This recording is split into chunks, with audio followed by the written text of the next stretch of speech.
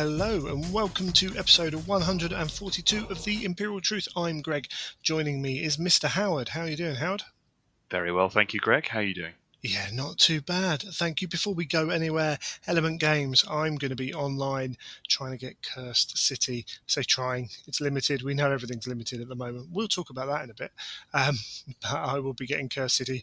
I've also realised I just need some upgrades, Bruce, for my 40k Space Wolves, and I was like, okay, let's go and put a little order in there. Well, I mean, there's stuff to get. I don't want to pay shipping, so 80 quid, it's not too bad.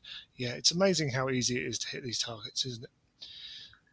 It's amazing, particularly with hobby supplies. I find hobby supplies, they add up like you wouldn't believe. I had a particular I'm all in on Titanicus right now. Just thought I'm going to try out some different combinations of weathering pigments on the bases and do some cool things. Oh, that's 30 quid straight away on there. Once you've chucked in a few of those, you think, yeah, okay, that adds up quite quickly. Exciting, but I like trying out new things, trying out new different materials, but it adds up pretty quick. But it's quite nice to have a place that's got them all.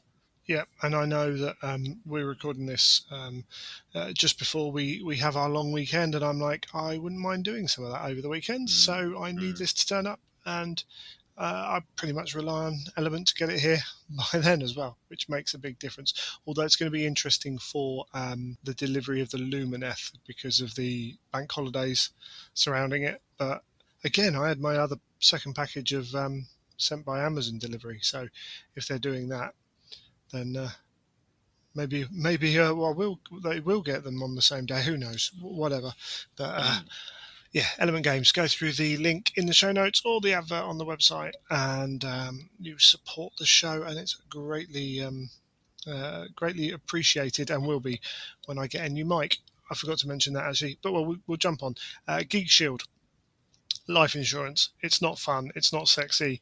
It's worth thinking about, particularly if you've got dependents, particularly if you've already got a policy and you're not sure how well it covers you. Go check out Geek Shield, linked in the show notes, and talk to Pete, and he will tell you if you're paying money out that's worth paying out, basically, and all that jazz. It's to say, it's not fun, but it's well worth considering. Yes, so to jump back in time a little bit there, this episode might sound different. I'm asking for you guys to bear with it if it's not 100% at the moment. I'm moving for all my podcasting to a new kind of remote setup, trying to get rid of the mixer. Hopefully, I know I came through very bassy a lot of the time. I don't know whether I just needed a new mic or what, but I never had a mic setup that was any good. Part of that is my limited knowledge of how to use the equipment I've got in front of me. So hopefully, we're using an online recording system, and hopefully that's going to be better. I'm going to pay for it as well to get the upgraded bits and things like that. And I will be looking at getting a new microphone as well, because now I can all run it through USB mics and stuff like that. So any people who purchase through Element or support the Patreon or anything like that, I just want to say a massive thank you, because essentially you're helping me fund those changes. I do want feedback though. If it's not working, or if it is working, it's going to take a few episodes to try and get it just right, but hopefully it's not too bad. At the moment I'm on a not too expensive gaming headgear, which hopefully works enough. But it's not the best system. Like always with these things, you can go for miles with this, can't you? You can keep going. Yeah. you can add on and go, just go for that little upgrade, just do like that. But it's always nice to make those little incremental upgrades where you can, and I think it shows with these things coming through. So yeah, I mean, it's good that these things are out there. It's only taken give them a go. 142 episodes, plus the other little bits and pieces. Just think where you'll be around episode 300. Yeah, recording this when I'm 65, and news of a Heresy plastic starter set coming around again. Heresy 10th edition's about to hit. About to drop. Indeed.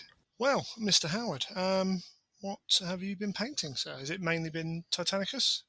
It has. There's been I managed to pick up around the end of the year, last year actually. I picked up a Legio Astorum maniple that was going on one of the Facebook groups, and when it came, it's like, yep, great. That's kind of got me a starter that I wanted for a long time and have my eye on. I thought I really want to try and elevate this, put my own spin on it, try and bring them up to what my image of them is and have these really bright colours on these guys. So I've been working on that now that the new hobby space is set up, really losing myself. That's my main sort of heresy focused work I've been doing, really all the modelling work I've been doing, really getting to grips with some of those techniques you can really pour the effort into those Titanicus models with oil weathering and weathering pigments and airbrush again and stuff. So I'm pretty pleased with where they are right now. I took it to the point where I was snapping legs off these god engines and things, which was quite the power trip. I'm quite pleased with them now, so I think I'll be continuing with that force. A Storm, that colour scheme is just so seductive. It's one I've been keen on throughout, and then promptly got distracted by Mortis along the way, as everyone does. But there's a War Master coming, is there? When it's going to be released? I think it would be rude not to. I mean, I can't decide if that. I mean, certainly Mortis will definitely be getting one, and I kind of want one as an opposition as well. Sure. If I was doing that, but an Astorum War Master feels a little bit, maybe a bit much. I don't know. I'll see what other ones are out there, but certainly we'll be starting out with a Mortis one. I mean, you got to really, haven't you? By definition, the War Master is too much. So, yeah, true. I mean, at the end of the day, I mean, it's kind of nice in the fact that as a gaming piece, how many games are you ever going to play where you need more than one?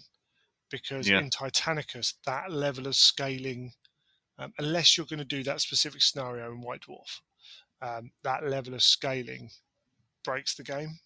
I still think that one in White Dwarf, it's good that exists, but I think that is clearly designed for a group of people to bring their War Master. Yeah, absolutely. And that works a treat for that. You know, you could have loyalist ones, that would be cool, or whichever way around it works. But it's unlikely you'd be doing that yourself. I can't imagine you'd be. How could you ever feel two? Because people own multiple Warlord Titans in 28mm scale. Yeah, true. So, true. you know, there's always a market for people who want to go bigger and better. I just don't think the game scales that well in terms of that respect. Once you reach a critical point, it just takes too long, and then a weight of activations just becomes a ridiculous advantage. But I'm kind of glad in a way, because Cursed City's out. And I've got that, and I'm getting that commission painted. Not a huge amount of money, but it's cost. And then I've got to put this order in for these extra bits, as I said. And then the War Master shouldn't be too long after that. And it's like, oh, it's a busy week, it's a busy month, or whatever. It is, and I do find that I was having that conversation with some friends. There was particularly with when you've got book releases coming as well. They're limited book releases, and because there's this heightened demand, which is I think palpable. And there's a sort of pent up element of it as well, like people saying, well, we're not spending money on X, so I'm going to make myself feel pretty good with a few more toys or a few more whatever. So demand is high, so people are jumping on these things, so the fear of missing out, which was already there, is still there. So friends and I are saying that when they've had these weeks where they say, actually, we're not doing any new releases this week, or we're going to a 2-weekly release schedule, we actually kind of go, yeah, actually, I'll take some of that. Not having a Saturday morning thinking, oh my god, what's being released at 10 o'clock? I've got to be at Glastonbury ticket level. But you kind of alertness. It's quite nice to have a reprieve from that every now and again. Yeah, absolutely. You know, and with specialist games and with Heresy moving forwards, we're not going to get releases every week, and that's a bit of a relief. But we'll talk more about that later. I think it will all be part of that. We did get some releases recently, though. We got some Traitors, so coming up to a year since they were shown off. But you know what? It's a release. Who cares? Yeah, for sure, and a good one at that. I think I'm all for the Legion specific releases. So all the Leviathans are always good, and Contemptors are always good. Predators, I think somehow they've got that real way of capturing things, and I think these are no exception. I think they're great models. Yes, so do I. You know, the advantage with the word bearers is they went pretty gribbly pretty early, so these guys can feature in any kind of kind of whichever era of the heresy you want. Yeah. I know some people don't like smoke and flames on your models, but I think that's an easy head swap on the mace, isn't it? Yeah. And As a taking base, they work extremely well for that. I think, and it's far harder to put that in if you want it than it is to just leave that part off and switch it out for a more basic model. And for a character model in particular, you'd want it that way. Personally, I think the power armored guy's got the edge for me. I do like the head and helmeted options coming in kits. I think that's cool because I think they get some good opportunities to do things and experiment with things with the different bear heads that they put on. But the helmets can really change the character of the model. But it also goes in, like the other bit goes in your bits box. Yeah. As well. Yeah. So there's just so much scope with that, and I love the armor being carved up that much. Yeah, agreed. And they look pretty they look pretty bad. Yeah. Characters. Although I'd say there's something more about the guy with the power armor in particular. The guy with the Terminator, I think, is full on classic Chaos Terminator kind of feel to it, and entirely appropriate. Kind of cool gun as well, with him off to one side. That's quite cool. On a strap over his shoulder. Yeah, that's always cool. Which is unusual on a Terminator. Yeah, it is very unusual, and it might be awkward for him to get them off. But obviously, that strap goes like that. Shoulder pad moves like that's behind the shoulder pad, like it's fallen down behind it, so it'd be awkward to get it off, but it will come off. But I'm not sure his right hand's going to get all the way around there that easily. But that's what you have Legion Serfs for. I was going to say you've got Legion Serfs, so you can obviously to come pick up that kind of stuff. Say, I've dropped this, please help. But I think they're great models. I really do, particularly the power armored one. I thought they captured the Legion. And as really you say, well. like no release is ever going to please everyone, but these are great. Like if you don't like the gun or the sword on the power armor dude, then it's an easy swap. And the same goes, for the other one. If you don't like the flames, that's an easy snip, and you can put kind of anything else in their place to really funk stuff up. That helmet on the Terminator is awesome, though. Yeah, it is, and there is something. Yeah, I like them both. I think they're both. The armor style is particularly cool, I think. Indeedly doodly. For our Colchisian friends. Nice to get released, and hopefully we can see more of that coming forward.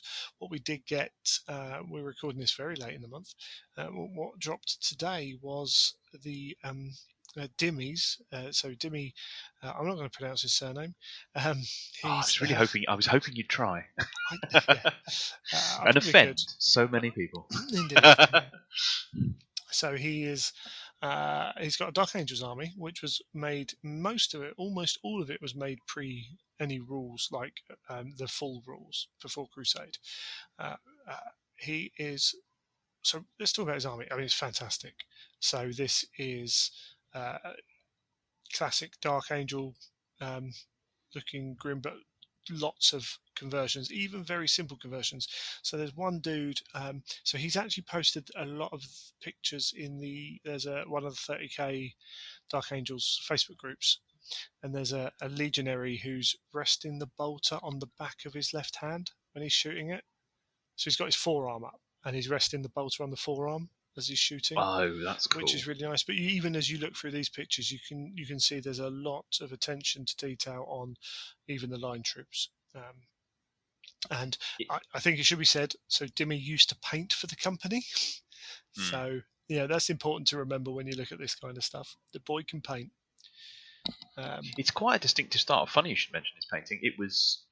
I would say I would credit Dimmy with one of the inspirations for me getting into the heresy in the first place. Yeah. Back in the early 2010s, I'm going to say. So it was before heresy itself dropped. Actually, Right. He did a recipe. He did some Sons of Horus, and it was the color scheme of that. And funnily enough, the other person who did that has also gone on to work for Games Workshop Forge World full time. The other person whose Sons of Horus scheme I was completely captivated by, Drew Palais. His Sons of Horus are fantastic. If anyone wants to check those out. But Dimmy's Sons of Horus, which I think was one of his early heresy forces before the Black Books dropped, was incredible. And he shared that online and what scheme that was. And I had to go with that. I thought, these guys, that really makes these really quite cool. And lo and behold, he's still cranking out Heresy's armies like nobody's business. Yeah, I mean, these Dark Angels, they just scream Dark Angels so well. Particularly in the article they've got here, what I think is a chaplain console in Terminator armor. It's the third image down in there where it stood atop amongst a group of guys. That looks so good. And the last image with all the individual characters, with unique takes on stuff as well, like the I can't remember the name of the zigzag sword. Is it Zweihander? Zweihander, yeah. I don't know if it's the same. I bet I'm killing that pronunciation. Yeah, like that. I thought that was the big long one, but maybe it's the same. I don't know. My ignorance here. But there's a couple of them in there, which is nice, and then a couple of. Oh wow! So on the bottom image, on the right hand Terminator, he's used some of the Stormcast hammer bits as well, which look amazing. I didn't notice that before. Yeah, so that's really cool. There's a lot of attention to detail. Even as you say, that chaplain, his weapon just looks. You could imagine that having been used like in the Middle Ages, and then it fits right in here. Really, it's got a sensor in the middle of it as well. It's dark. It's full Dark Angel, isn't it? And the whole thing is it screams it. He's had a vision. He's executed it very well. Absolutely. And it's got that slightly. What I found interesting was when the art style came out with Crusade book, and they had a friend, Michael of the podcast fame. He pointed out. He said that they came up with an incredibly metal art style for these guys. Some of them anyway. Particularly some of the. Like the pentagrams that they were putting in, and same here with the banners that Dimmy's used here and stuff. There's a very certain look to Dark Angels that you can take, and I think he's executed it really, really well. And it's just great to see a Heresy army out there. Yeah, absolutely. And he says he's going to expand it, so hopefully we'll get another article later on. I did notice they specified the Legion Cerberus heavy tank destroyer. I know that I think Mr. Alan Bligh, one of his favourite tanks, was the Cerberus, and I wonder if that's inspired Dimmy at all in taking that. But yeah, no, fantastic article.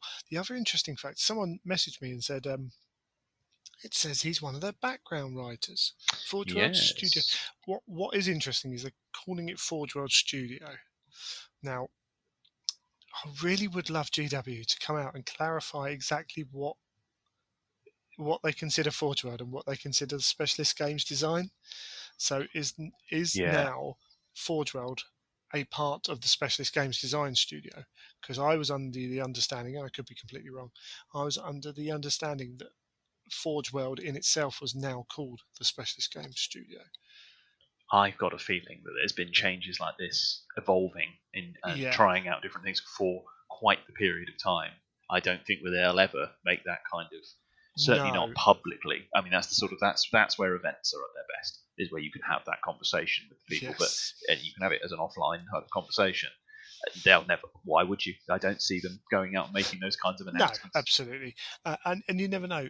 Maybe just there's also a case that people are so used to calling them Forge World because we still do it, and we still have a website called Forge World as well. So that could also be a factor. What's interesting is though, so someone messaged me and said, "So do you know if Dimmy is the Heresy writer, that replaced Anuj?" And I kind of just like Dimmy was employed a while ago, which suggests he could be, because they didn't Anuj didn't leave and then they advertised for someone. Anuj probably handed his notice in, and then within a few days they put out an advert, because even GW won't just wait for the guy to go before hiring someone new. They'll be like, let's get him in, and you never know, might be able to learn off the old guy as well if we get him in quick enough. So some kind of handover, you say? Surely. Exactly, but even if there's not, they're going to want him in as quick as possible. So I don't know at the end of the day whether particularly someone who's experienced and as well versed as Dimmy is. I mean, it's good on him. And when I think of Dimmy, I think of Heresy. I don't necessarily think of the other games, which doesn't mean he doesn't play them or anything else like that. It's not like we're best buddies or anything, but I think of Heresy, and it wouldn't have surprised me. I remember at the time when hearing he'd got a job in the studio, it wouldn't have surprised me at all at that point that he was moving into the Heresy area. But that's a little bit of speculation. And like you say, who knows how their teams organise? I remember, I think one of the last events I went to was the Open Day.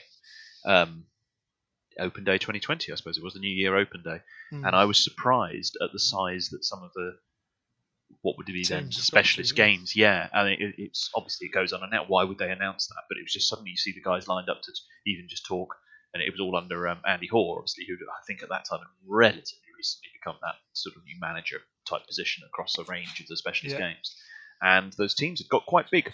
Things like Middle Earth and similar. And you think, yeah, okay, this is clearly great that it's doing well. Pleased to see it, and who knows, there could be that kind of thing going on in the background with with stuff, and long may it continue because we're seeing quality stuff come from it. Indeed, and this intro we have got something to talk about in regards to that a little bit later on. But I was looking up some stuff to do that. We're going to move on. Oh, by the way, I did remember to click like on both those articles.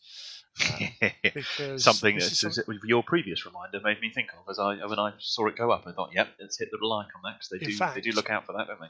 I think because I did it on my mobile phone, I can click like on my home phone and it will come off a different IP address and count twice. I've just done that. I've just done that as well because it's important to we can do it. It's a way of feeding back, and I'm going to jump into in a minute the 6 monthly report that Games Workshop put out actually in late January, actually. But there was a bit towards the end of that which the management talked about how important it was getting feedback, and the way they manage that at the moment as being one of their core things to push forwards.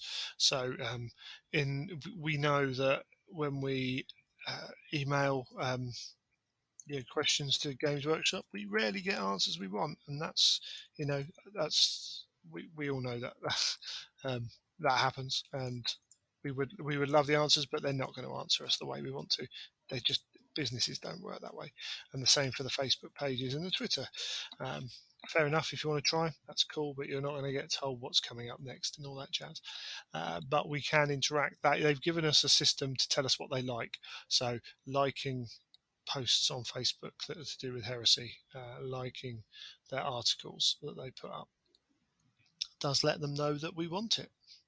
So and they were quite open about that when they started it out. Said that this is a system we're going to do, and I think it's easily forgotten. And any little thing like that, any little outlet, I suspect will be out there.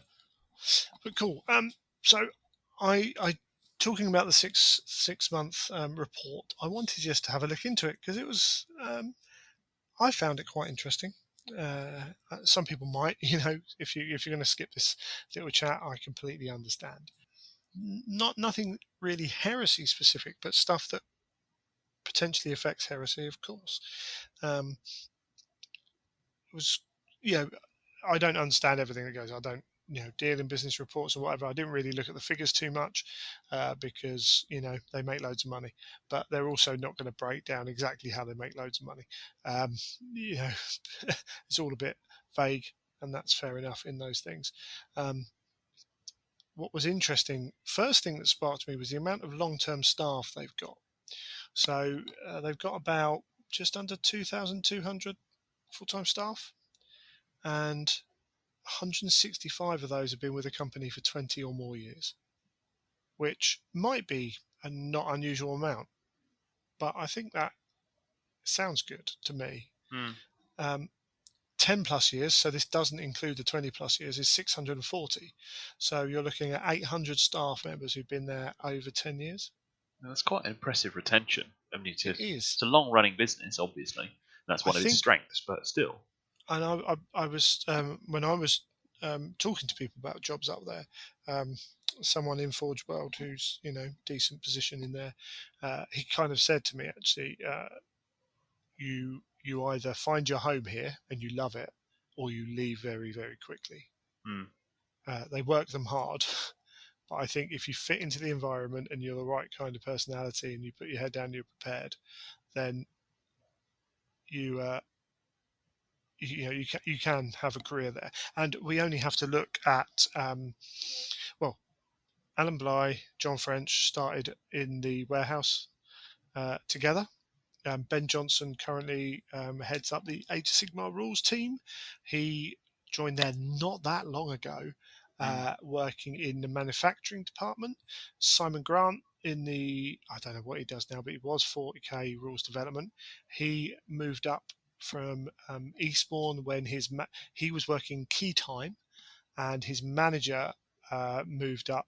Dom, who's still with the company now, and that was a long time ago. So he's one of those 20 years, I think. He works like behind the scenes now and has done for quite a while. And Simon's went up there to work in the shop, in the Warhammer World shop, and is now writing rules, stuff like that. And there was someone else who went up from Eastbourne at the same time as well. Like if you go up there and you work hard, you can get jobs. Sometimes I think it's a little bit too easy to get some of those jobs. I think in the past they have over promoted people. But yeah, it's amazing though in any business what loyalty counts for. If yeah. they would rather do that and go through a period of challenge, let's say, if someone is going to be really dedicated to it, I can see that. I mean, being part of a small business myself, I can see where that comes from. That's not obviously Games Workshop by no stretch of the imagination. It's a small business, but it seems like there's a lot of things they do that has small business thinking applied to it. Which they sort of that trying to keep it sort of passion led. Any job advert seems to be largely about your passion about it and about your sort of cover letter about it. Otherwise, you're doing the wrong thing and everything you said about that. And yeah, I mean, working hard is kind of a part of that. And it's fascinating the number of people in those positions that seem to have done a bit of a lot of different things. They've worn a lot of different hats on their path to whatever position they're in currently. Andy Hall gave a very good description once about some of his background he'd had when he was writing for some of the RPGs. He was writing some of the now they would have been Fantasy Flight RPGs, I think, at the time. And, I mean, some of the things where they came to him, he was free. I think he was freelance at that point, and they came to him and said, "Yeah, we've got something's happened, something unexpected's happened. Can you just write this massive book? It's your dream job, but you got about 2 weeks." And it was apparently kind of like no sleep for that period of time, absolutely gunning it to try and get it done. God knows what the time frame was. I can't remember. This was a while ago. We relayed this at one of the open days, and it spoke to what kind of mentality one had to have to be a part of that. It wasn't good enough to simply be your hobby by a long shot. And yeah, so fascinating that people have committed decades to this in those numbers. Is that and I think the last year and a bit has shown like why people would do that. They paid out 1 point. I can't remember what it was now, something like £1.4 million in bonuses in that year. To every staff member got something. That was when they did their like £5,000 bonus to all staff members and stuff like that. I wonder how much at head office the cake trolley has helped. The Friday cake trolley, a bit infamous. But yeah, it's I thought actually, when people look at this, I mean, there's another 448 people who've been there 5 years. So, over half their workforce have been there over 5 years, which I just think is quite a testament to them. When they do, they do work them hard sometimes and put pressure on at times. There's no doubt about that. Kind of goes with the territory of being good, I think. I mean, you've got to balance that. You can't do that and burn people out. Obviously, that's the side effect. But it goes with it. I think they're reasonable, and of course, as is always the case, when you're working on the shop floor, you're a bit more restricted in what they expect of you and things like that. And when you're a one-man store runner, it's obviously you haven't got that much flexibility. Although they can choose which days they open and things like that. Although you're not going to shut on a Saturday, are you? If you're Games Workshop. Yeah. But I know I've been sat outside Games Workshop at 5 o'clock in the morning before, because of nature on a weekday. And That's just the kind of guy you are, isn't it? indeed, and you watch some people coming into work stupid early, and then by the time I leave, someone's coming into work later because their job, within reason, they can fit their life around it as well, which all helps. Like, that's going to make your job that much easier to stay at if you can say, actually, there are some days where I can really do with being in late because I got this and I will work later, and things like that. And obviously your role, if you're behind the bar, that's not going to work. But if you've and if I'd you've got love to know. I'm as I say, I've said it several times, but I'm looking forward to open days and things being yeah, available big again time. to be able to have a chat with these people and these people who you've seen frequently and chatted to a lot of them in the past about their process. And I'd love to know what their thoughts are if they would be keen to share them. Who Well, knows? they But particularly as we evolve now into a post. Oh, that's a bit dramatic, isn't it? post-COVID. Post-COVID, but I Yeah, mean, no, even today, first of the big four accountancy firms making announcements that they will basically allow all of their 22,000 staff to work when they want. You can start and finish whenever. Now that's a really interesting move, and it's a lot of talk that the change to COVID home working and similar has just brought forward trends that would have yeah. probably happened And, anyway.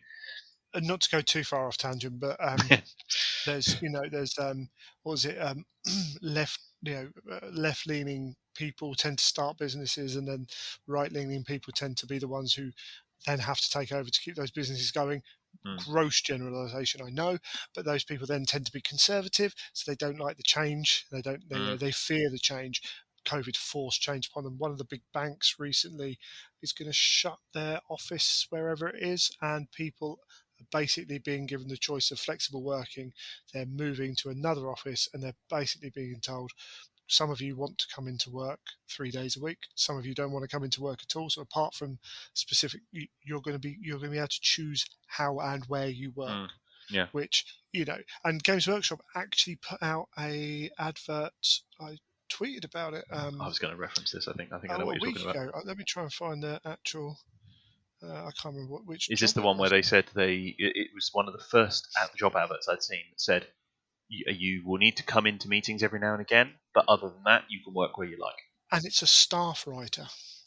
Yeah. So, we're looking for a staff writer responsible for producing articles on the Warhammer community website, crafting video scripts, shaping our content on social media, as well as writing captivating copy for our web stores. A natural communicator, blah blah blah. Also looking for someone who can work effectively as part of an established team, who can manage their time well, engage. Let me have a little look It here. was a surprise because I mean, This is a like remote. anything that's collaborative, you'd think, Yes. you'd So think you'd need to be in the same space. this is a remote working position with a requirement to visit the head office on an occasional basis for meetings. Yeah, yeah, Like, how many people have said, I would love to work for you, but I'm not up in sticks and moving? yeah. Um, and and this is okay. So a lot of what the stuff here is, well, no, it is a mix. It's a mix of copywriting for articles which need less kind of back and forth, but script writing for videos that they're going to put out are obviously going to need overseeing and stuff. But then, everyone's used to Zoom, I suppose, Mm, meetings on various platforms. So there may be more for this moving forward. So it's something to look out for if that's your thing. I mean, I would love to do this role from down here. And then have to go up there every few weeks for meetings, mm. maybe do it more often than that. Unfortunately, I'm incredibly slow at writing, and I'm probably not that good. But apart from that, I could be 20 years in this job. I'd be happy. Yeah, quite. Yeah, you could be living living your hobby. There's Indeed. dangers in that, as always with these things, Oh, I've but worked it's for GW. It's fine. I yeah, want that that's true. discount. I want that Yeah, discount. Not as good as the discount I used to get when I worked for them, but there we go. that was a So different yeah, time. indeed. So that was really interesting. Talking about Factory 2, so Factory 1 and Factory 2, Factory 1 being the current, the old one on site, Factory 2 being at the new site, they're saying they've got the machines in and working, and they're adding more injection molding capacity in spring 21. So they're going to, like, one of the big problems they've got at the moment is not how many machines they've got, it's how many people they can have in that warehouse Yeah. utilizing those machines and all the other aspects of making the stuff. So when we're back to normal, they're going to be pumping out toys at the rate they used to, but then they're going to add more. So they're actually going to be able to really keep up, because even before all this started, there were items which were always a bit out of stock, hadn't been in for a while. So hopefully this means we'll be getting more of that. Obviously, there's more now with Titanicus, Blood Bowl, Necromunda, uh, Imperialis. Like there's more demand for plastic as well. Um, but that's really good to know, because we haven't heard much about what was going on. We knew the factory was coming, but we didn't really know kind of where we were with that. And additionally to that, they've also purchased land next door. So if they need to go bigger, then they're obviously thinking we might need to go bigger. They put an outlay to Land on so that site must be an issue, actually. So it's quite good they've got that, because that at some so point this you reach is a limit, this don't is I think this is called the East Midlands Gateway area. you? So I Yeah. think this is the one south of Nottingham. I'm not 100% sure exactly where it is, but I think it's on the dual carriageway on the way up. Oh, it's not. It's not adjacent to. It's not an extension No, of the I existing don't site. think it is. I think it's a Oh, separate location. Um, yeah, okay. East Midlands Gateway, I think, because I saw someone put up a photo of it and it was out in the middle of nowhere. See, again, this is, I'm a little bit blind here. I probably should have asked someone, but I think it's further out of town, making it more accessible as well. But I'll try and follow up on that. But that's interesting that Hmm. they've got that. Yeah, because I just don't think there's a huge amount of capacity where they are on that industrial estate, and then all the issues of energy and everything around it as well. Hmm. But there was a couple of other things. So um, alongside all of that, Factory One is getting redesigned. So Factory One's the one on site, as I say, um, including, I think, the insourcing of component logistics operations.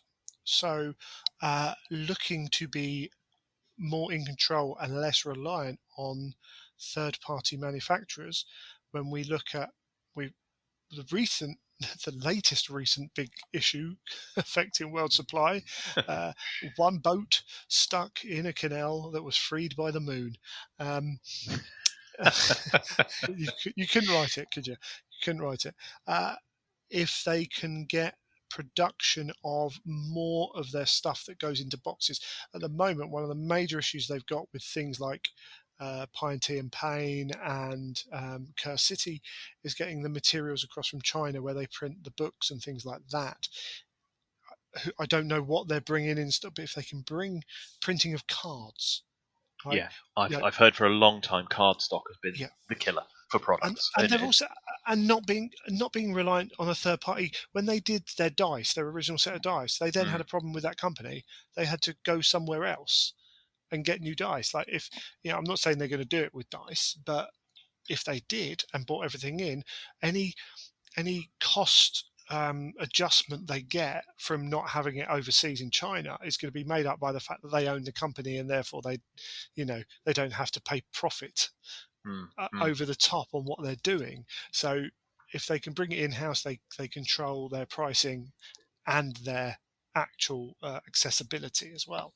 So again, I don't know how far they're going forwards with that, but that's a good thing. And if they do it in the right manner, which, as far as you can tell with GW, they're going to do things the right way.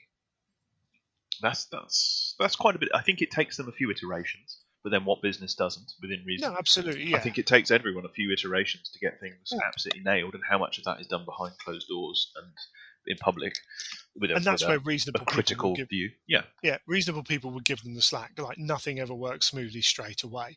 no, And it's no good going, oh my god, like the first run they did was terrible. Like that's fine. If the first run they do is terrible, but the fifth run is perfect, then you know what, they've done really, really well. yeah, And every run from then on can can be done satisfactorily. yeah. Long So term benefit. That's kind yeah, of it. It's investing in something in the future. So and things yeah, like great.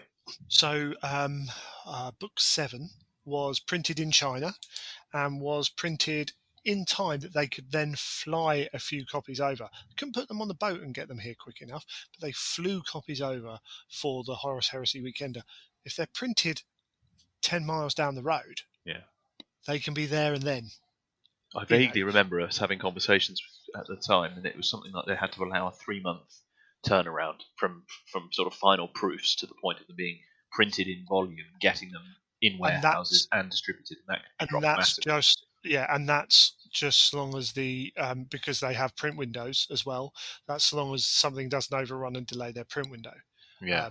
So like there are issues there as well. So it might, even if it doesn't reduce that time, if they can guarantee those dates, that will help them immeasurably because they plan releases. When we get back to it, boy, are we going to be getting releases every week. So yeah, that's what I was thinking. Yeah, in many ways, yeah. Maybe this speeding up and bringing in house isn't such a good idea. Well, yeah, who knows? But yeah, so that's really interesting. Alongside kind of that side of things, over in the US, they're increasing warehouse capacity in Memphis. But apparently, in December, they basically hit their limit and causing problems. So that will help supply chain in America and Canada and that side of the world, which again is only a good thing. Is there any manufacturing? There's manufacturing in the US, isn't there? Yeah, but if they can't hold the stock, no, fair enough. I just wasn't sure if there was manufacturing. I couldn't remember. But remember there was something. Yeah, I don't know if they manufacture Forge World or if it's sent out. I thought it. Can't remember. No, I can't remember that either. Actually, thinking about it. Anyway, doesn't matter. But yeah, it's an interesting one. Anyway, it's definitely they seem to be on. As much as you can read anything into in these because it's generalized statements and stuff like that. They kind of got clear goals as to what they're doing moving forwards. They're not resting on their laurels. Well, interesting use of they've earned profit considerable. They're doing extraordinarily well to the point they're being lauded as the most successful kind of floated company out there. They're being held up as this star success story for various reasons, opportunities being seized, etc. Interesting that they are investing in their infrastructure. Yeah, they're not just sitting back on this. Well, they're not but they're not just building a war chest for some reason. They're not just building some vast amount of cash supplies. They've got a war chest. Yeah, I was going to say, interesting choice of word. They've increased that. They've increased that as well. I think they've increased it to 50 million.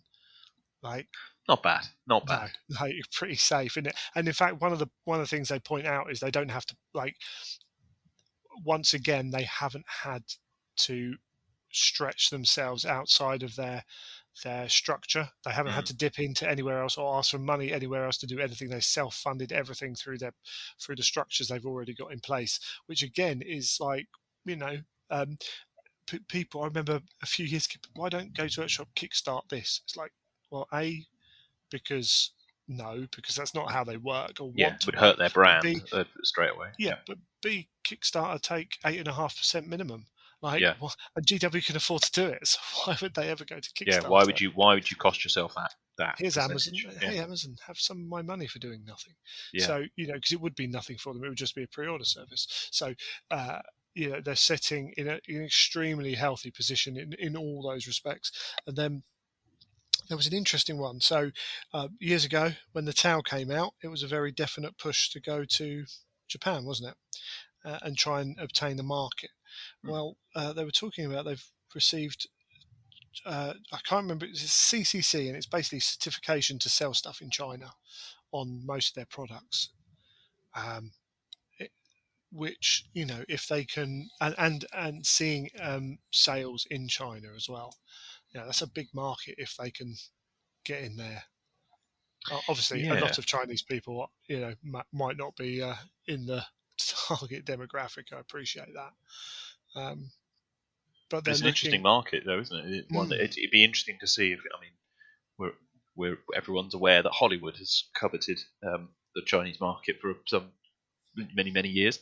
It'd be they must have a mind to it, seeing what's out there, seeing. Well, I think it said something along the lines of Space Marines are like doing well there. Something like that. I haven't got the article up in front of me. I should have had it up in front of me.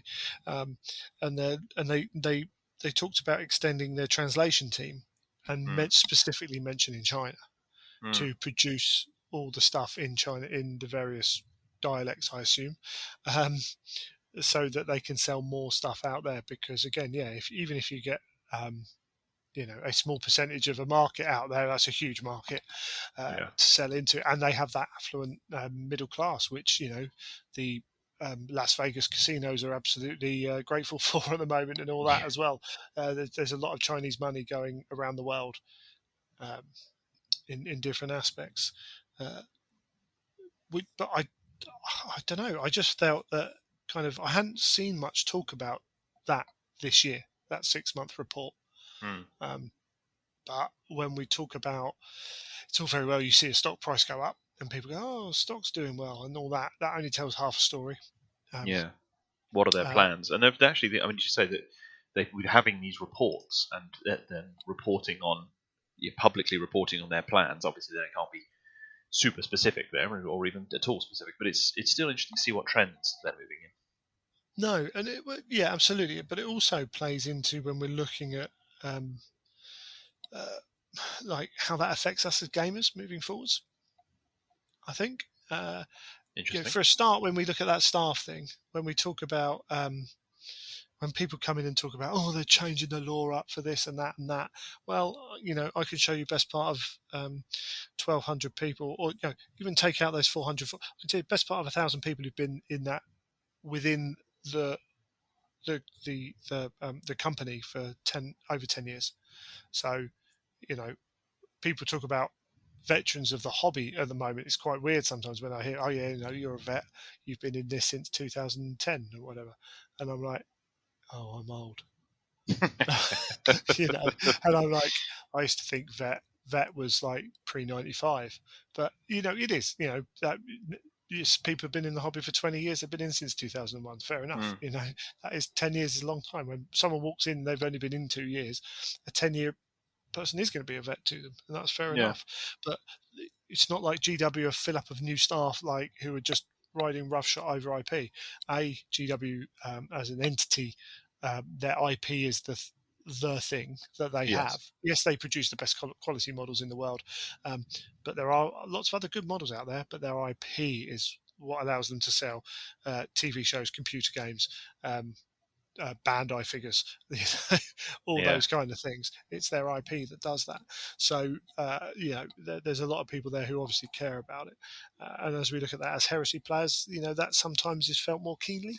Well, and it's particularly acute, I think, when you think of Heresy specifically. Heresy being one of the most evocative aspects of their IP, the creation myth of the 40k setting, etc., is one way I've heard it described. It's kind of screaming for it. It's the one that gets most people excited, regardless of the years they've been. I mean, there's plenty of people I know who are not active hobbyists, do not actively play the game, and yet they think very fondly of stories and things that they've read or otherwise. It's a heresy period they're talking about. These are people who are playing other games, people other pastimes that I'm aware of, who are saying, yeah, okay, sit me down with the right book or the right set model, sit me down with an Ultramarine force, and they're just losing themselves in a nostalgia world that they absolutely love. Suddenly start reaching out to them or to a new audience through some of those new media. I think from what we're seeing of this Warhammer Animations studio and the recent acquisition of the various fans that were the fan-made ones that were out there, I think that could go, if they do that well, and all signs at the moment pointing to that being done pretty damn well. I continually point people to Love, Death and Robots on Netflix. Fantastic little series of very short, all done by different artists. There's a hell of a lot of sort of Warhammer crossover with a lot of those. The themes are very similar about what can be done with that sort of thing, and the evocative, powerful nature of some of those cutting-edge animations is superb. If they can get some of that going, I think it could reach into a whole new market, whole new heights, and I think Heresy would be part of the leading charge for that. Yeah, and I think Andy Hall as heading up the whole specialist department actually was, it's a great choice because agreed. When you talk about someone who's steeped in this stuff, he was there writing stuff years ago. And we parts of the community will throw aspersions without understanding who's been involved where and what have you. And I mean, Neil, I can't remember his surname now, who's been writing on the Heresy book since book 2. So that's coming up to, well, that's 8 years this year. Yeah. So 9 years next year, and worked with Alan until, Alan moved on, bless him. You can't tell me that these latest books have been written by anyone who doesn't understand the heresy. Like, Neil must be one of those people who really, it's a shame in a way that he's so quiet. I completely understand it. I just assume he's that way when he comes to the open days and stuff. He'll talk and stuff, but he doesn't like look for the limelight. But there must be so much in that head. Oh yeah. So well, cool. you can hear it when they're at the open days, and some of the passion comes over in spades, doesn't it? Regardless of the individual and about how they do so. But I mean, they've done. They continue to do a good job with that. And I tend to look out there for some of where people are criticising, because I find that interesting to see where people are holding them to a higher standard. I think that's always a very interesting way of looking at it as well. There's I think someone who's just willing them to be the best they can be. Bearing in mind that's their own objective, is to be the best it can be. It's fantastic. Is a good thing, actually. Yeah. As long as it's done constructively. Yeah, if only more of it was done. Well, indeed. Yeah, I think that's the a hard lot bit, of it is just entitlement. Entitlement, attention seeking, and ignorance a lot of the time as well. Not really understanding. I think that happens a lot with any fandom. Actually, Indeed. a lot of the negativity is ignorance. When you see again people kind of complaining about lore a lot of the time, and I see on lore videos as well, and I'm like, no, that's not how that works at all, and that's not even an opinion. That's just not what happened. So it is nature of the beast a little bit, and sometimes it's not even ignorance. It's lack of knowledge. Those two aren't the same thing. If someone's been in the hobby for 2 years, they can't expect to know about all the obscure lore, even when they try and go and search for it. And you're not going to search for stuff that you don't know that's there. Kind of, even got a clue of what's there. So it's not just ignorance for ignorance sake. Although for some people it is willful ignorance. That's a better terminology. But yeah, so I think it's interesting, and I think it comes into play a little bit when we talk about the heresy rumours that we've had. Yeah, well, this is where it starts to get. I mean, there is heresy is happening, and I think it's in a good place. People will be playing games, I'm certain, shortly. We've had books, we've had releases recently. We're talking about articles on Warhammer Community. That is not a bad place to be. I think overall you see some incredible hobby coming out, but you can't help get a bit excited when you start seeing some rumours start to rumble around and they are out rumours as well. It's not speculation. It's a good old fashioned rumour. It's the thing that we used to go to Warseer and important before old school rumour, and I'm all for it. So I don't know if I've talked about it on the show. I'm sure I have. I've certainly talked about it with a few friends that I know. The last however many months from Warhammer Community. Again, I'll reiterate, Warhammer Community are the people that talk about our games, not Forge World. So now that doesn't mean that Forge World aren't to blame, and there needs to be a bit of better working between them. I've certainly heard things on both sides of the fence on that. Let's not even get into the tie-ups between Black Library and Warhammer exactly Community. Right. Yeah. So, but Warhammer Community are the people and the vehicle by which Games Workshop communicate with us. Yeah.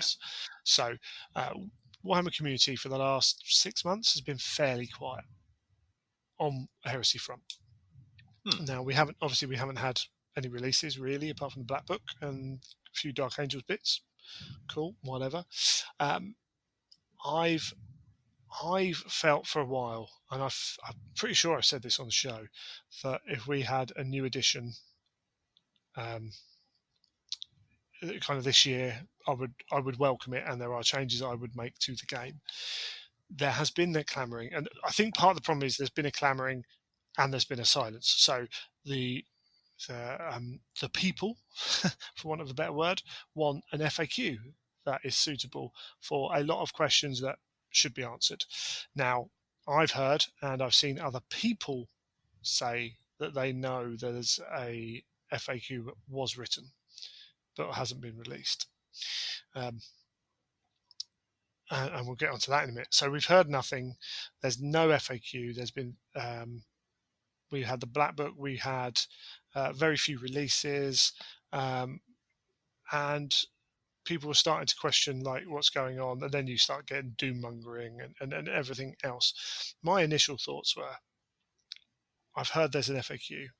Why is it not being released?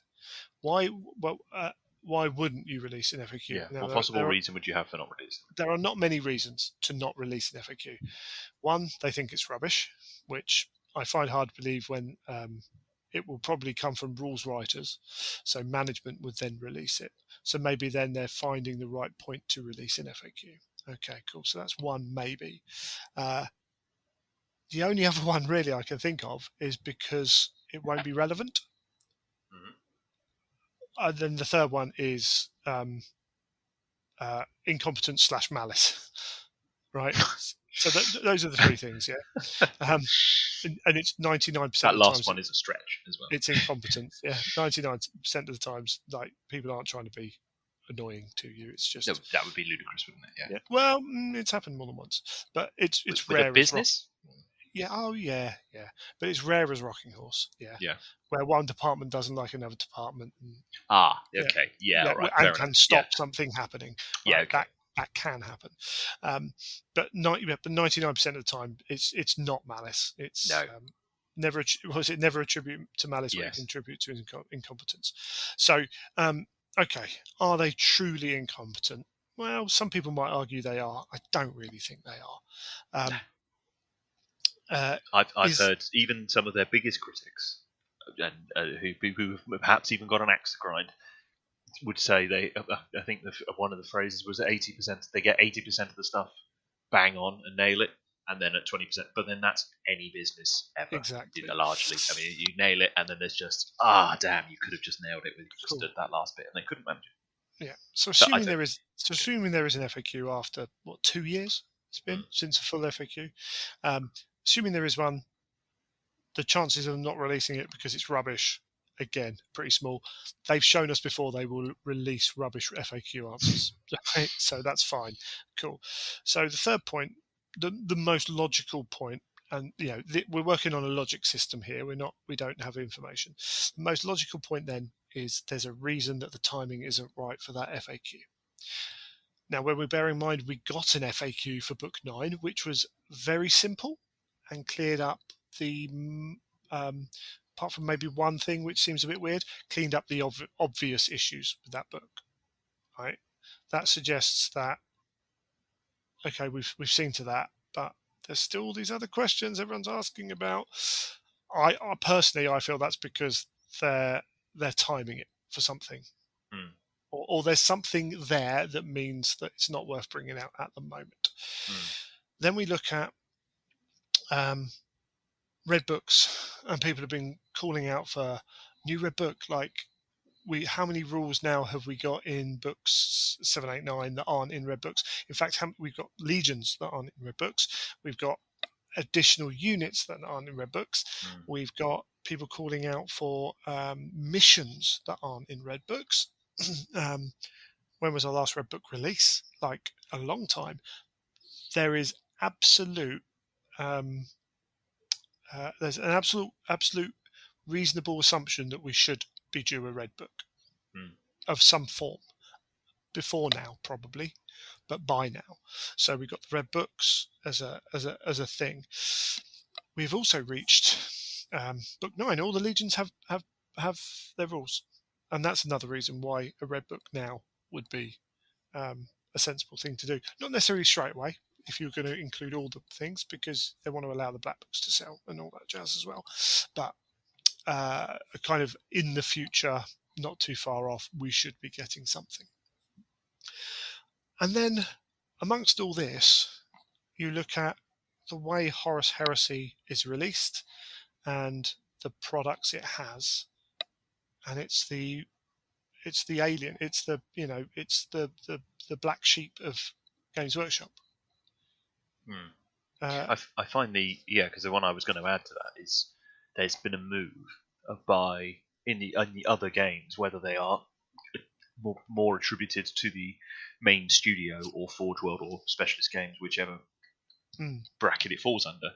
There's been a move for the smaller games to have a roadmap, and even the bigger game, the core games, let's call them that, 40k and AOS, have a rhythm in terms of what their releases are expected to be, with big FAQs, with general's handbooks or chapter approved type things. There's a different rhythm there, and even an expected, certainly rumours about a regular release schedule for those. Yeah. But Sorry, I'll add into that. We haven't. What previews have we had for Heresy? Yeah, none. Quite. Yeah, None. Quite. So very little on the preview front, and other than Titanic. There's a huge void in information, releases, previews, any of that kind of information, any of that kind of roadmap. Yeah, no roadmap. Every other system has no monthly roadmap. article since Road to Thrama stopped. There's a huge void called Heresy in GW at the moment, and you're right. Yeah.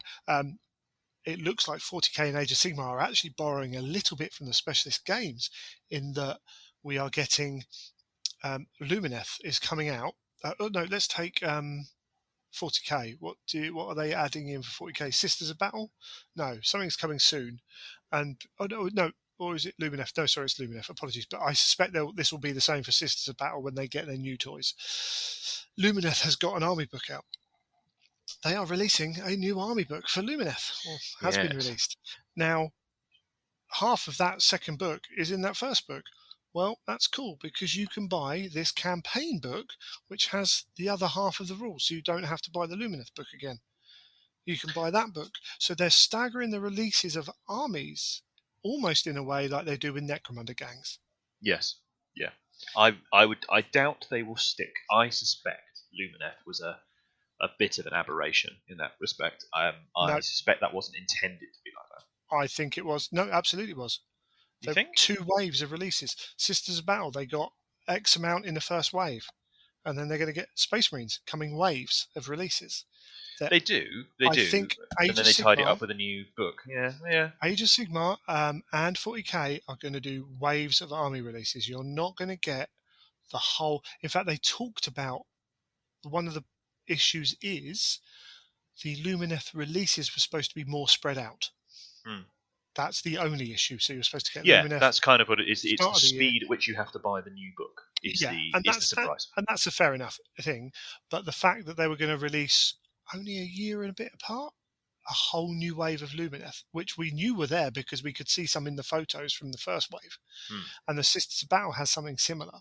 So even GW Prime are moving towards this kind of steady, steady is fairly quick, but regular release thing with waves coming in. So there's always something to be buying.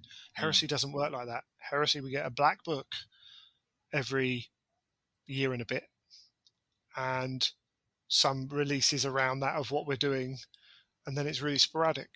Even then, a year and a bit is a bit of an ask for a product the size and weight of a black book. Yeah, and I was actually looking back on the release dates of the black books, and Book 2 came out a year after Book 1. Book 3 came out a year and a half after Book 2. And then I think we had 3 books in 18 months because of, I think it was those books. But then we had a year and a bit for each book after that. So, there's never ever been even a steady release in that respect. We've always been told, I can't remember, was it Book 6 was supposed to be done by the December of the year before it came out in the March? It was something like that. Basically, Horus Heresy doesn't fit into Games Workshop systems that they use for every other thing they release, which is a bit of an alarm. So, personally, I was already thinking we're getting a new edition of Heresy at some point. And I've been thinking that for a few months with nothing to back it up apart from looking from the outside in. And then we get a message that appears, and this appeared, and it's done the rounds now. What was interesting was it appeared right at the start of March and didn't really hit all the Facebook groups. It would seem to be going down like WhatsApp groups and a few Discords, but didn't really hit the main community until a week ago, whatever it was, which I found strange as well. I'm not 100% sure why. Whether it's No, I can't think why that would be necessarily. I think there's an element of some people just not believing it, and so Yeah, not I think there's a sharing it. caution. I think there's caution is an element to it. People saying, yeah, okay, rumours can be anything, can't they? Yeah, I think there's an element of that, but maybe just an element of not getting too ambitious or hopeful of having been burnt before, and that's potentially a reason for it. So what we've got essentially is Heresy 2.0 is coming, whatever that actual name for that will be. Hopefully it will be Age of Darkness Second Edition. I hope that's my preferred naming system for them. But who knows? So this is an updated Age of Darkness rule set. So this is building on what we've gone and changing a few things, like dreadnoughts having wounds, which would bring them in line with some of the monstrous creatures from Mechanicum, which people have talked about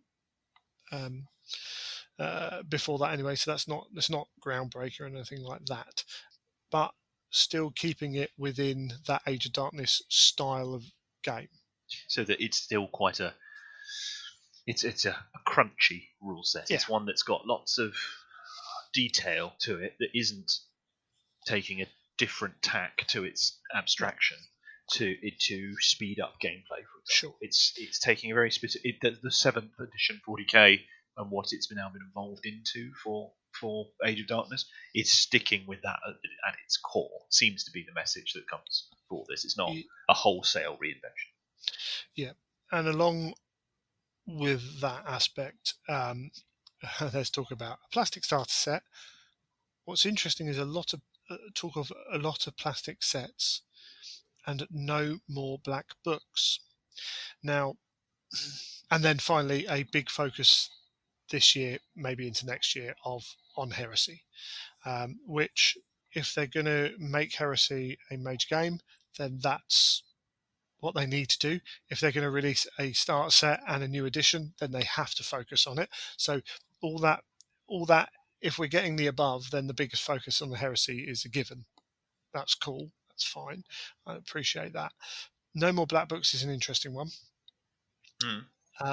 I will be sad to see them go, but I think, as we've said, it just doesn't fit with the Games Workshop, the way Games Workshop want to put rules and models and games out.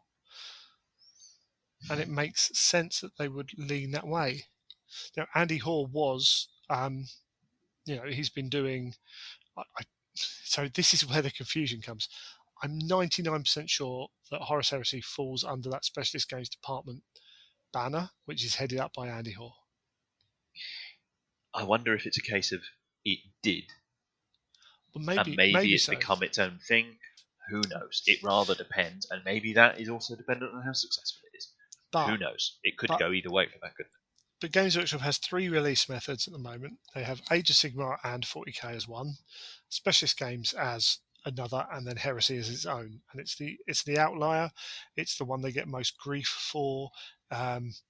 It's the one that is more difficult to do as well. So, and we're at a point where if they wanted to stop it, they could, because all the building blocks are set. I would say it's a slight variant on that, because you're right in terms of certainly rules and things.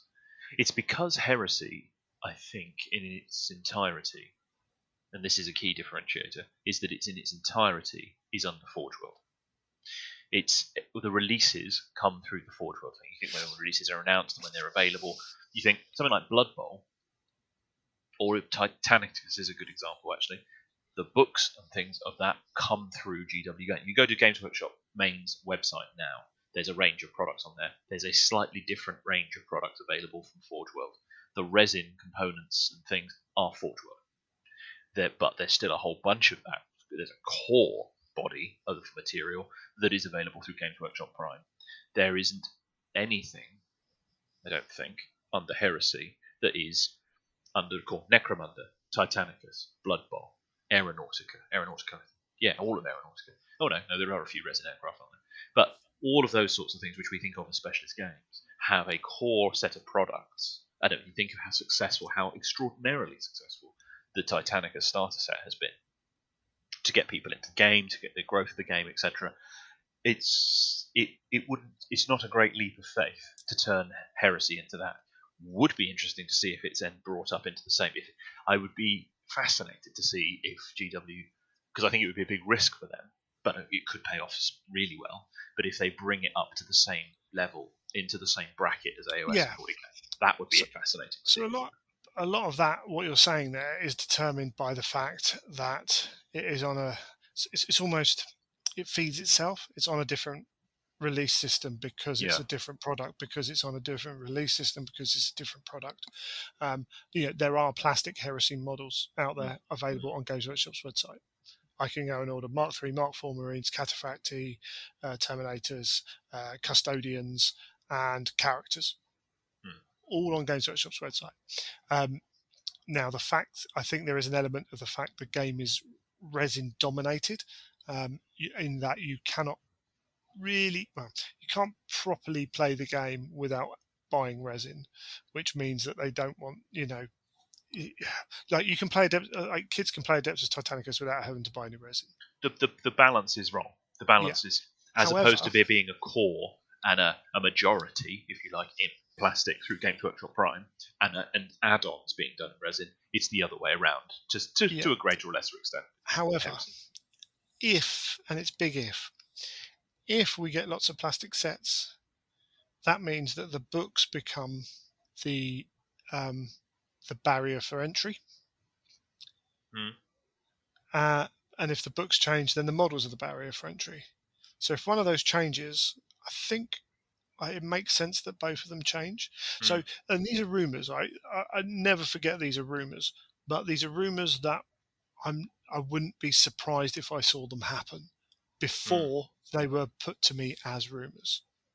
So if we got more plastic sets, and it was treated as and there are ways of doing that without having too many. But if it became a boxed game under GW as Horus Heresy, and you had Mark III, Mark IV, Cataphracti, some we've already got Rhinos, Land Raiders, make Sakarans, make some other troop types, plastic. Then you could play. They kind of advertised a lower scale Heresy, like a Centurion-esque Heresy, as their base game, as a box game on GW. Then Red Books fit into that perfectly. Entirely. And also, if you then look at re-releasing resin stuff as plastics, having some upgrade sets and whatever, then you've got a steady release schedule that will fill you up for years as well. With models that are to your design cycle, albeit there's a considerable engineering challenge in taking something from resin into plastic, but a portion of the design aspect is done. You can redesign from base up, and not all of it has to be redesigned either. Obviously, But the concepts there, the forms are there, etc. Yeah, and they can be improved upon and changed, and new stuff added as well. You're not into a cycle of concept art, etc. No, and all of a sudden, if you've then got a plastic starter set as well, which we all call out for, we all know will help big time with Heresy, then all of a sudden you've got a product which will appeal to new people in a much easier way than Heresy does at the moment. Now, it will annoy elements of the old guard. There's no doubt about that.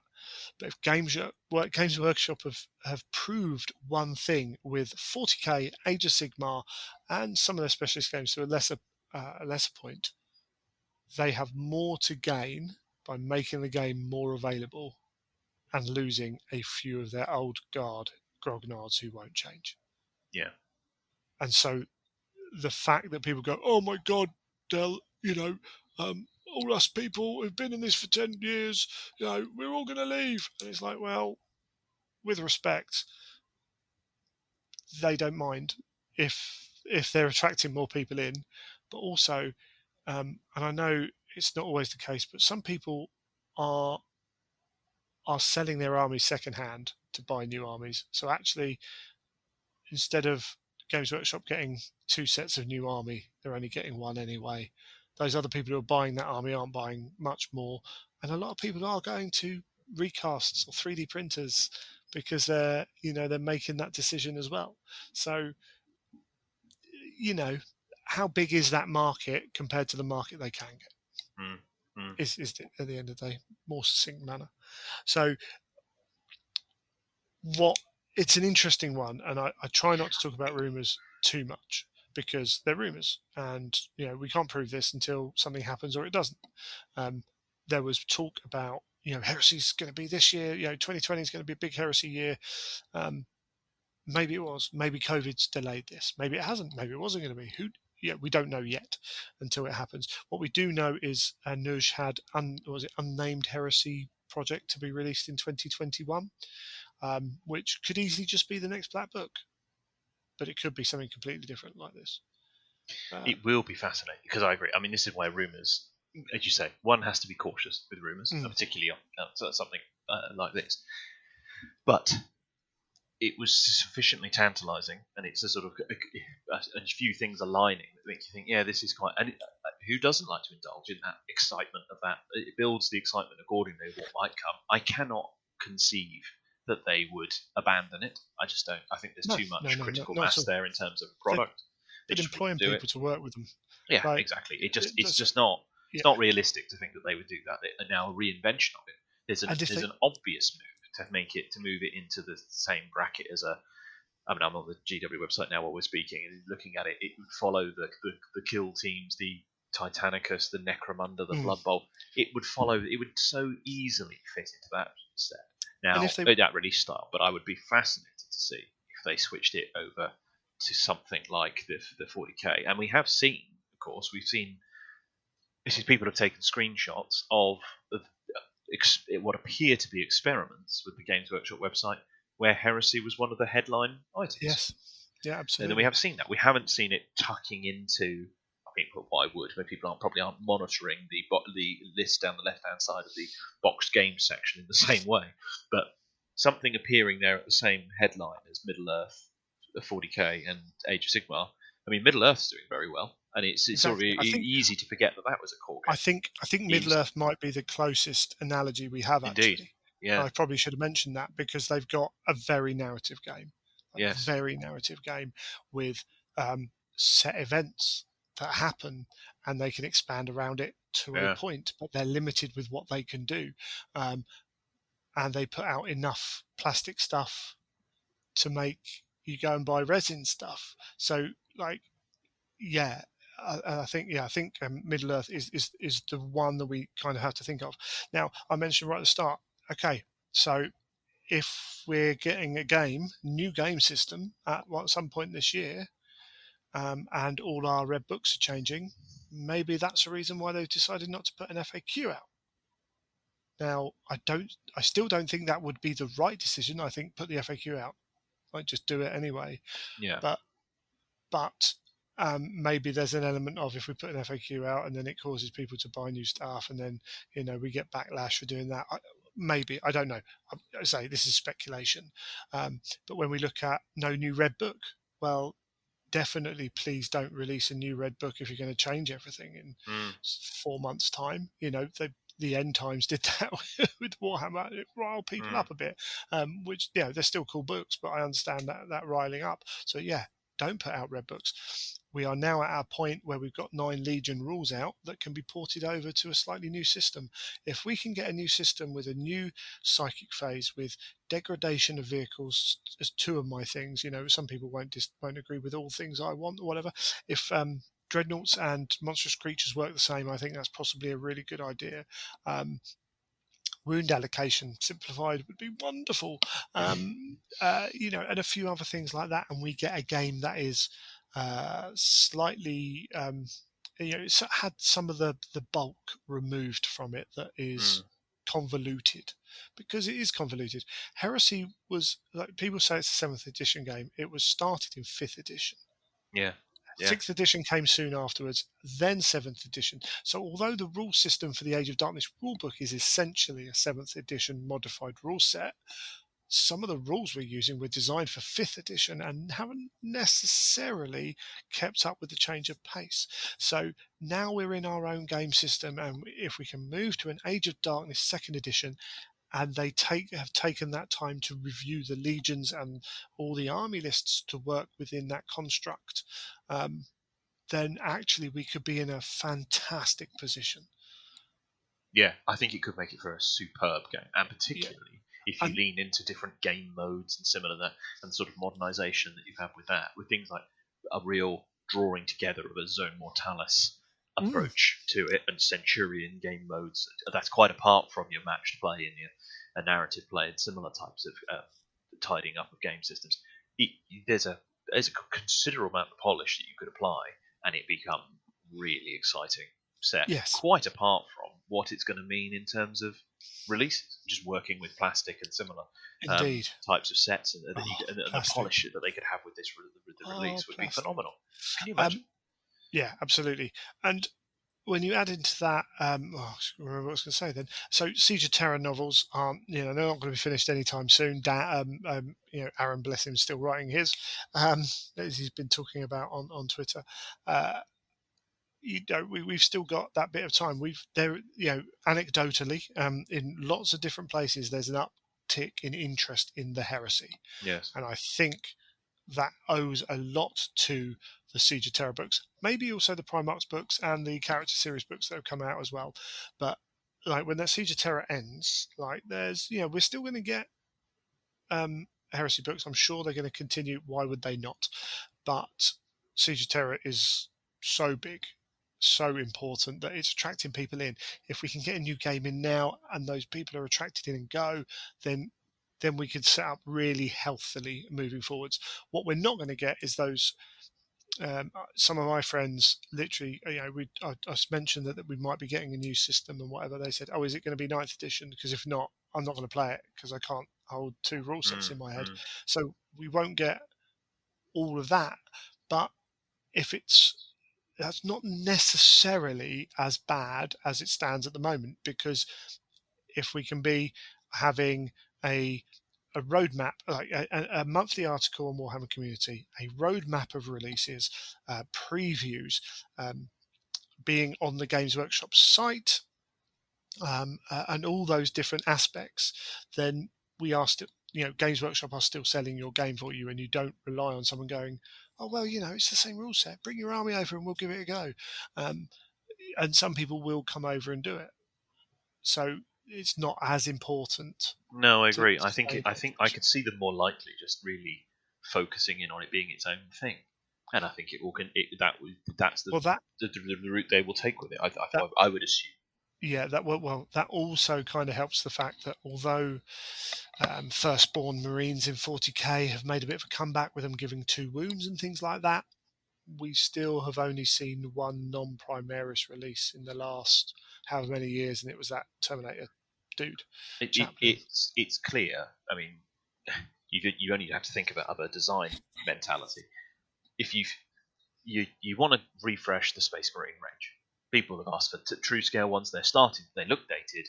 You want to refresh the Space Marine range. You could just say, yeah, this is what Space Marines look like now, like the move from RTB 1 to when 7th edition, Mark 7 armor and things came out. Yeah, okay, you could just do that. They chose to bring in a sort of narrative reason to that, but some people like that, some people don't. Whatever. There's the 2 can coexist, partly because if you just essentially validate the scale of everyone's Marine army, that's quite a big move. So the 2 exist, fine. Because that is a good question. I mean, so what is the right time? Or what is the most advantageous time to release a Heresy 2.0 or something like that? And it starts to become quite interesting, particularly given all the hold-ups that we've had. I mean, everyone's been on hold for however long now. You wonder, where did they consider that? Because you say there's an unnamed Heresy project on Nuj's CV and things. That's all very interesting. And that was targeted for 2021. So because you wonder, well, there's a suggestion that Age of Sigmar 3 is coming this year. Well, yeah. Would you release Age of Sigmar and Heresy, two major games in the same year? That's yes. a big ask. I'm absolutely sure they would, because of COVID mucking everything up. Well, indeed, B, yeah. But B, they're just releasing so much stuff. They did Blood Bowl 2 and 40k in the same year. Fair point. Right, good. So there's a precedent for it. When you talk about two big releases, like when you talk about one of their biggest specialist games and their biggest game. Well, one of their most successful releases, full stop, in Blood Bowl when it was re-released in 2016. So absolutely. So there's scope for that. So that could work, as you say, tying in with Siege of Terror, not letting that miss the boat would be a good thing. Just talking about two releases in 1 year, they're very, they know now that some people will only play one of those games. Yes. They're right out front and centre saying you can't collect it all, but if you only play Blood Bowl, then you need constant releases every quarter.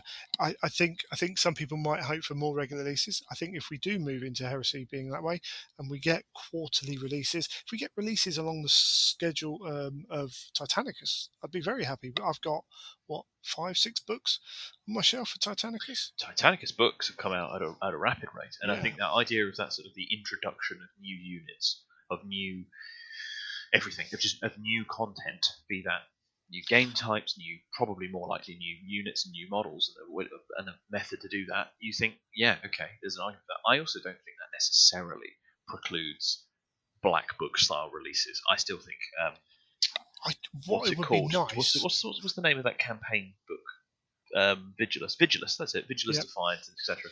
I still think that was Games Workshop having a go. Games Workshop Main having a go at a Black Book style release, where they tried to up the quality of those books. I could still see that being a thing. They won't be as good as Black Books of old, but it could be a version of it. So this is kind of the problem. This is the one real problem I have with that. And if it's the price we have to pay, it's the price we have to pay. But the red books for Titanicus, the background is good, but I don't think it's any more than good. Agreed. And we would lose a huge amount by losing the black books. But if they could find a way to then just put out background information, like, people will buy it. Very specifically, background on the forces involved. The black books have set the standard. They were the utter evolution of the Index Astartes articles. And they just took that and took it and turned that up to 11 or 12 from where it was. And you think that's great. Whereas the Titanicus books, pretty good at setting the scene as an overall sort of conflict, but their kind of legio background is light, to say the least. Well, I mean, the thing is, they don't have to. So the one advantage Heresy's got now is they don't have to give you all the backstory for the legions. For any of the armies, they've already got, it's all covered. Yes. So they don't have to do any of that. What they could do, which I'd really like to see, and we're wish listing now, that's fine, is if they did smaller campaign books in the style of the specialist games books that they do at the moment, having part 1, part 2, part 3 released over the course of a year, and breaking down those campaigns so you do get a healthy amount of background. That is split over 3 books. That wouldn't bother me if I got really good background with it. But who knows? I mean, there's so much in there. You say they're not going to go. Can you still buy softback? Can you buy softback versions of all the black books? Yeah. No, because they're only doing the softbacks when they run out of hard copies of the hardbacks. Can you buy a copy of all the black books? I think they might be missing 1 or 2. The other thing is, I know that with the soft books they take out the old rules. So right. I mean, there has been talk, and it would be great if you could just get an ebook of the background from those black books that aren't current. Like, if you could get books 1, 2, and 3 in an ebook without any of the rule stuff in. Yeah, I'd buy that, and I've got the books. Let me just have a look. Horus Heresy campaign books. We have, so book 1 is in softback, 2 softback, 3's in hardback. Where's book 4? Book 4 is temporarily out of stock. 8 and 5 are temporarily out of stock, and that 5 and 8 are softbacks. Oh no, all 3 of those are softbacks. And then we've got book 9 is in stock in hardback, 6 is in softback, and 7's in hardback. So half and half basically, and 3 of them are out of stock in softback. Although I have heard the quality of the softbacks isn't that great, which is a shame. It's more about just getting access to the content. Yeah, access like is the thing. If you've covered, it's one thing to say, yeah, okay, they've done the background for those. Yeah, they have. But if it's not available to people coming into the game, then I think they'll do these. But again, make it an ebook. Yeah. Right. Worst case scenario, have an ebook with this information in. I think we might see them move more generally, though, to printed books, like the 40k model. I can't see. They're maintaining it, interestingly, with Age of Sigmar for now. But that could change with the new Age of Sigmar coming along. But I think their move with what they've done with digital release. Let me buy a softback book for 45 quid and get the ebook with it. Yeah. Like, that's not, whatever. I don't mind that at all, but I know some people do have a problem with that, and it's a noticeable shift from a previous position they had. And I think we might see. I can see them doing that model for all of their games. Yeah, and there are issues with that. I'm not necessarily the biggest fan of the way they've done their 40k books in that respect. I can see why they've done it. I can see the reasoning behind that. And that's what we do on the show. But, I know some will, people will, various people will call me a fanboy. To a point I am, but I do think we look on the positive side, but we still call out GW. So that FAQ, I still think it should be out. I think we're not putting ourselves forward. None of us put ourselves forward as critics. We're not here to pass judgment on such things. We're here to look for the positive. I've called GW out for various things on this podcast. The way they've handled some of their Black Library stuff, their Forge World stuff, their every aspect. No one's perfect. Again, most of it is, come on, let's do a little bit better.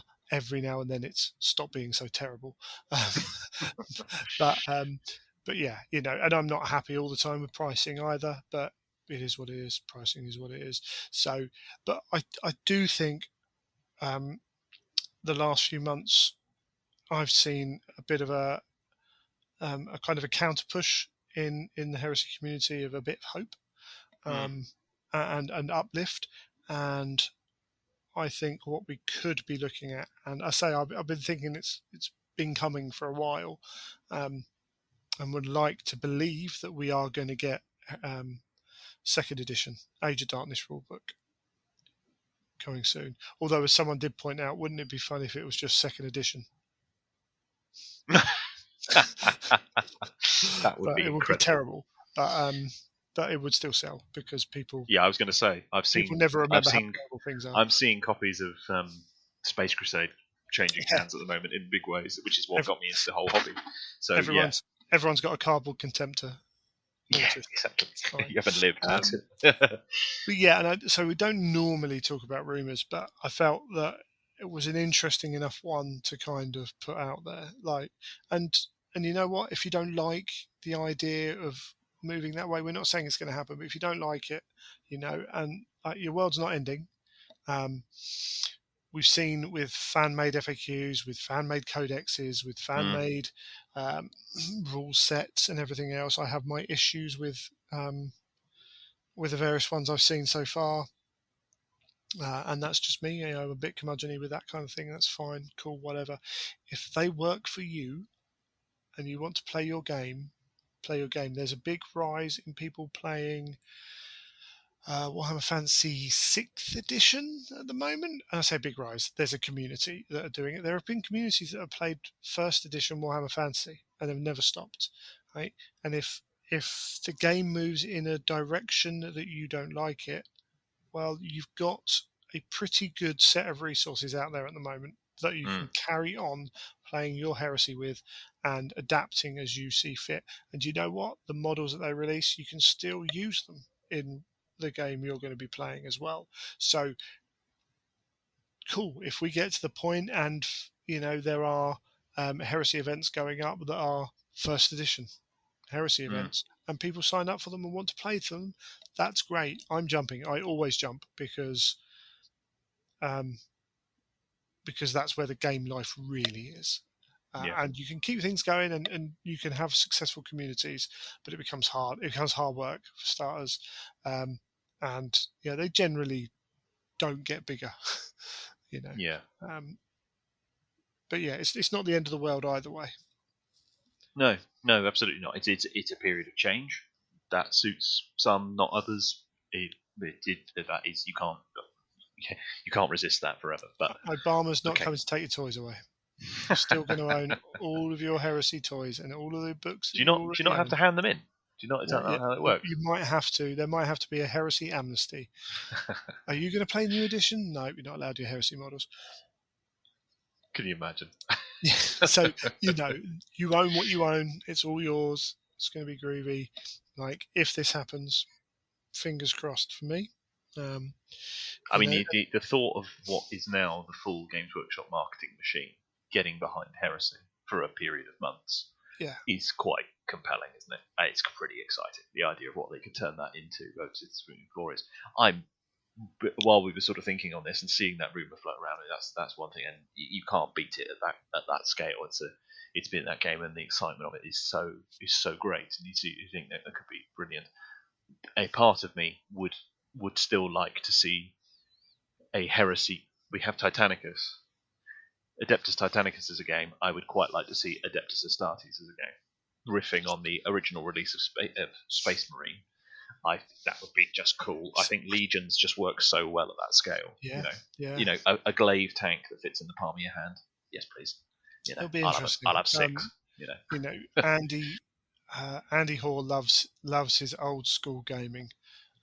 There is no doubt on that, and you have to look at Necromunda and the stuff that he's dragged up through the old stuff, and he knew about most of it as well. It's not like he found some of it; they found because old pictures turned up. But you'd be amazed at what Andy knows in his head from the old lore. It's been around a long time. How many of these Games Workshop can put out there and everything else, I don't know, but there are.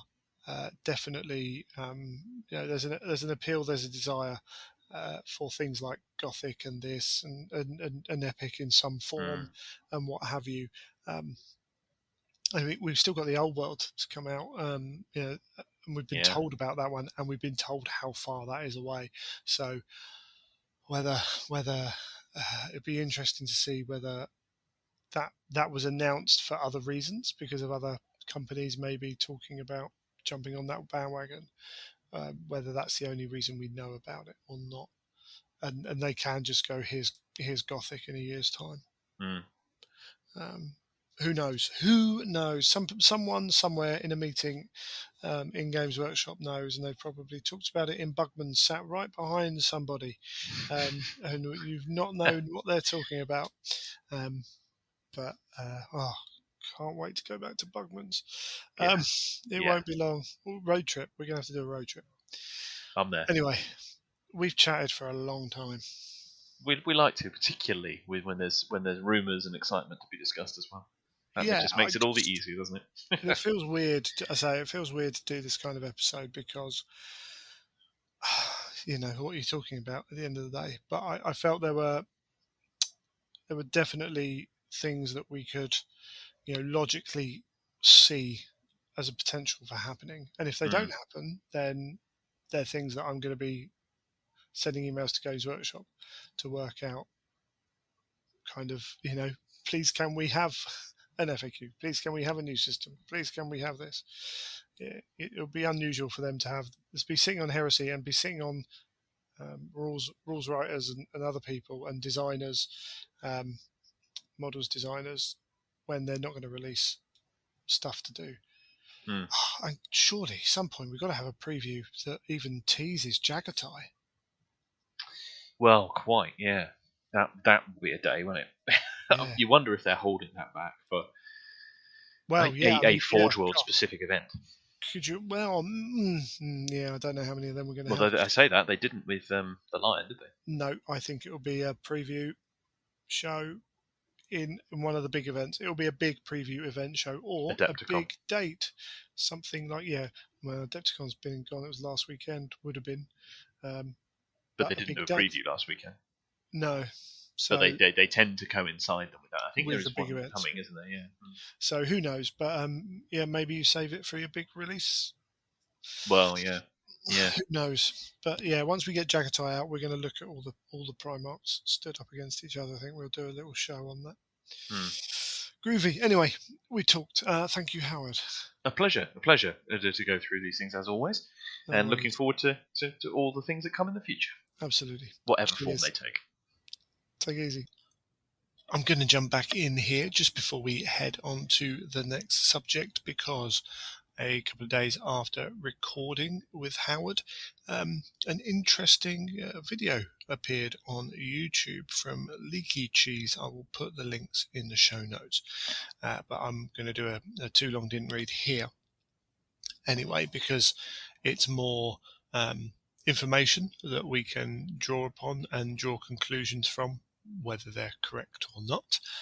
But we have, he's done a video titled Code 30 as a subheading after that, which I didn't write down, but it's called Code 30, and that's the bit we want to know.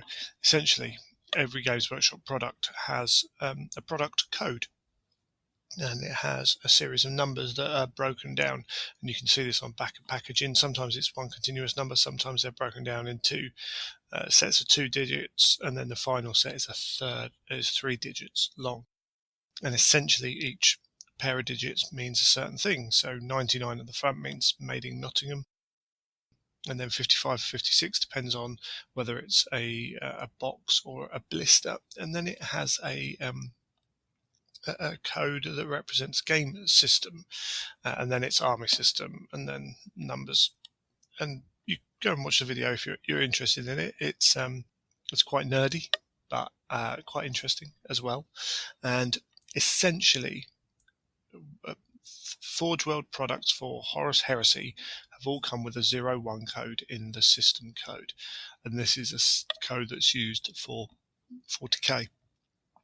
AT products, Adeptus Titanicus products have the code 03, Necromunda products have the code 05, Aeronautica Imperialis I think have the code 18 in that system, and you can go back and you can look at those as a steady set of system numbering system for that. And there are reasons for doing this. They're stock control and being able to identify sales. It's a useful tool. So essentially, when you're looking through how well certain products are doing in ranges, the ability is to be able to search by system and not have to kind of work out in a convoluted way. You can just put that code in and they can see how well that system's doing. Same for the army type, so they can break it down. So it gives you data essentially, and makes it easy for them to work through when they're looking at stuff like that. Now, what's interesting is a small number of products that he has seen that are in the 30k environment, including the Telemon Dreadnought, which has been out for a while.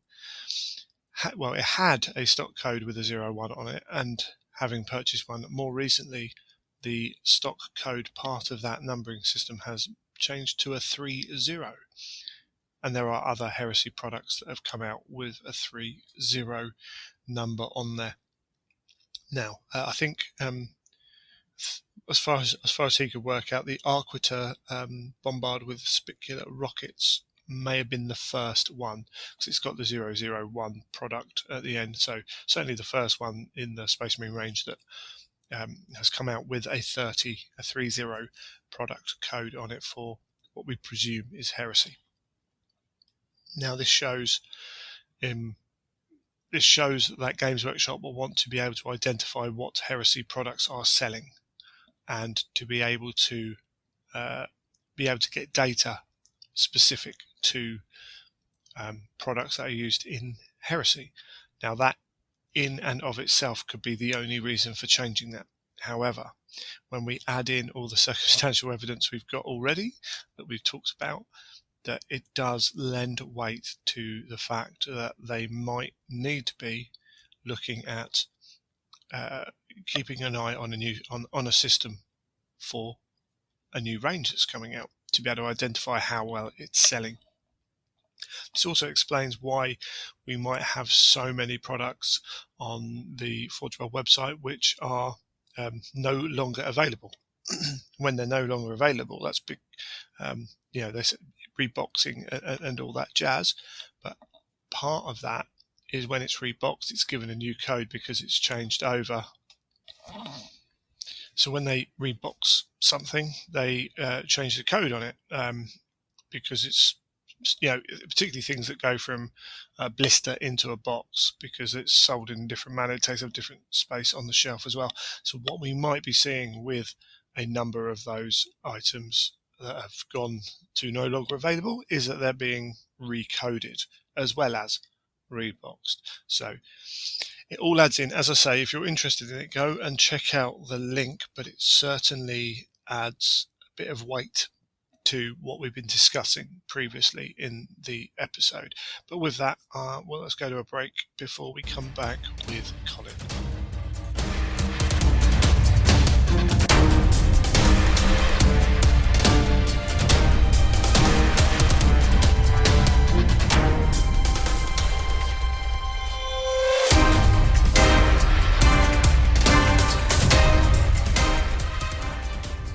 I would like to welcome to the show Mr. Colin. Hello, Colin. How are you doing?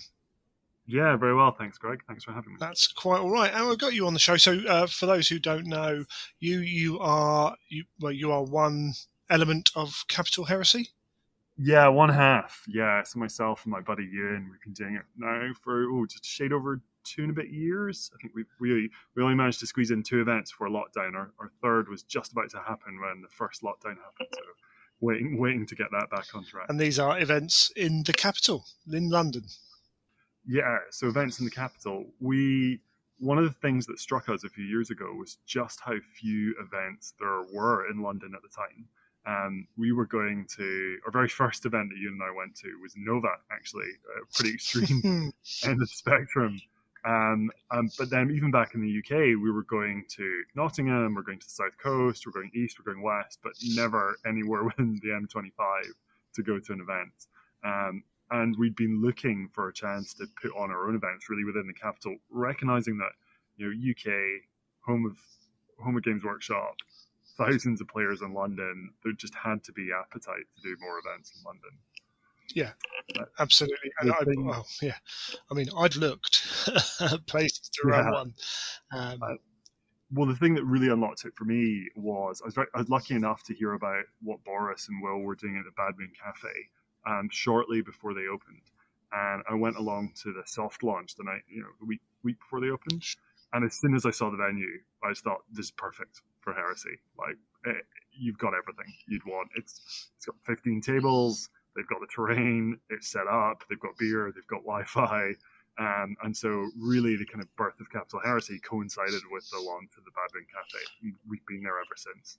And those guys have been fantastic to work with. Sure. Yeah, I had similar thoughts when I heard about Darksphere opening over the other side. It took me a while to get up there and look and check the event out, the venue out, because you're not gonna book somewhere you haven't been to check out. So that's not the best idea. So I had similar thoughts with Darksphere, and then people jumped on it, and I was like, cool, we got some more events coming, and then haven't been to Bad Moon yet. I keep meaning to get up there, but it's all the opportunities to playing events have fallen on days I've worked pretty much.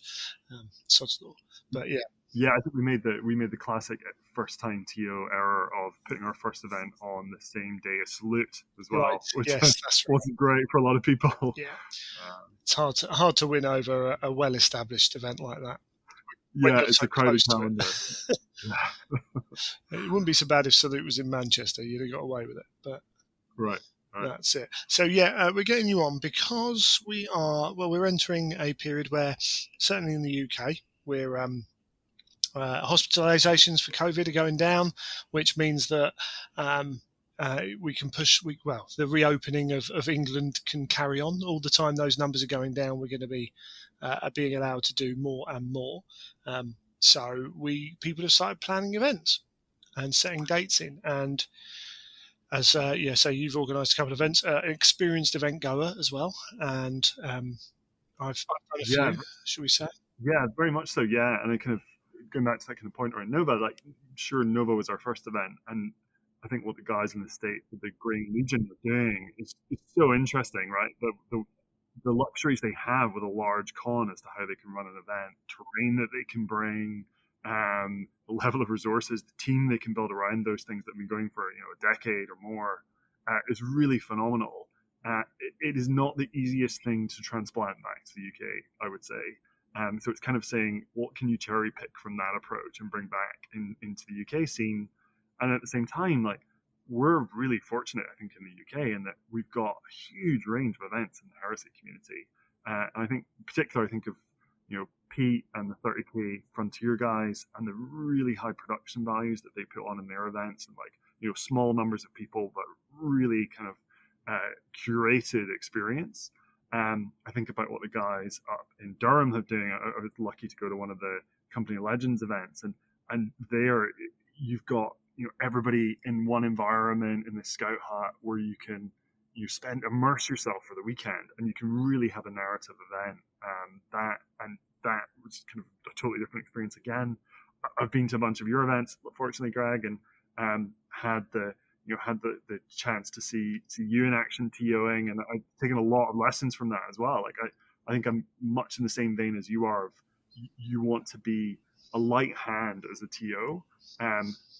You up front, you should create the environment for people to have a fun gaming experience, but actually on the day itself, you want to be having quite a light touch in terms of interacting with the players and their game. Like, you kind of set the boundaries and let them have the experience, if you will. We've certainly learned that from your TOing, Greg. Well, it's definitely one way of going about it, and it suits the kind of events I run. It's definitely not, as you've said, it's definitely not the only way to go about things. And for other events, you can't have a light touch because you need to be involved in an ongoing story being told. But yeah, there is an element of different events need different things. Different venues sometimes need different approaches as well. But yeah, very much so. And I think that this was one of the things that we started planning on the basis of the venue that was available to us. So we looked at when the Bad Moon came on the scene, that was it. We thought, okay, great, we've got a venue in London. It's kind of purpose built for 40k, but obviously you can extend that to AOS, you can extend it to Heresy, and so on. And we thought, great, we've got this venue, but there are still constraints. One of those was London itself. There's a reason that big events are difficult to do in London. And one of them is just that it's a very expensive city on so many fronts. And you and I talked about this a lot before we started, but we very much went down the one-day event route for a couple of reasons. One was we felt if we did 2-day events in London, it makes it prohibitively expensive for a lot of people, because staying over in London or commuting in and out of London is just too expensive for folk.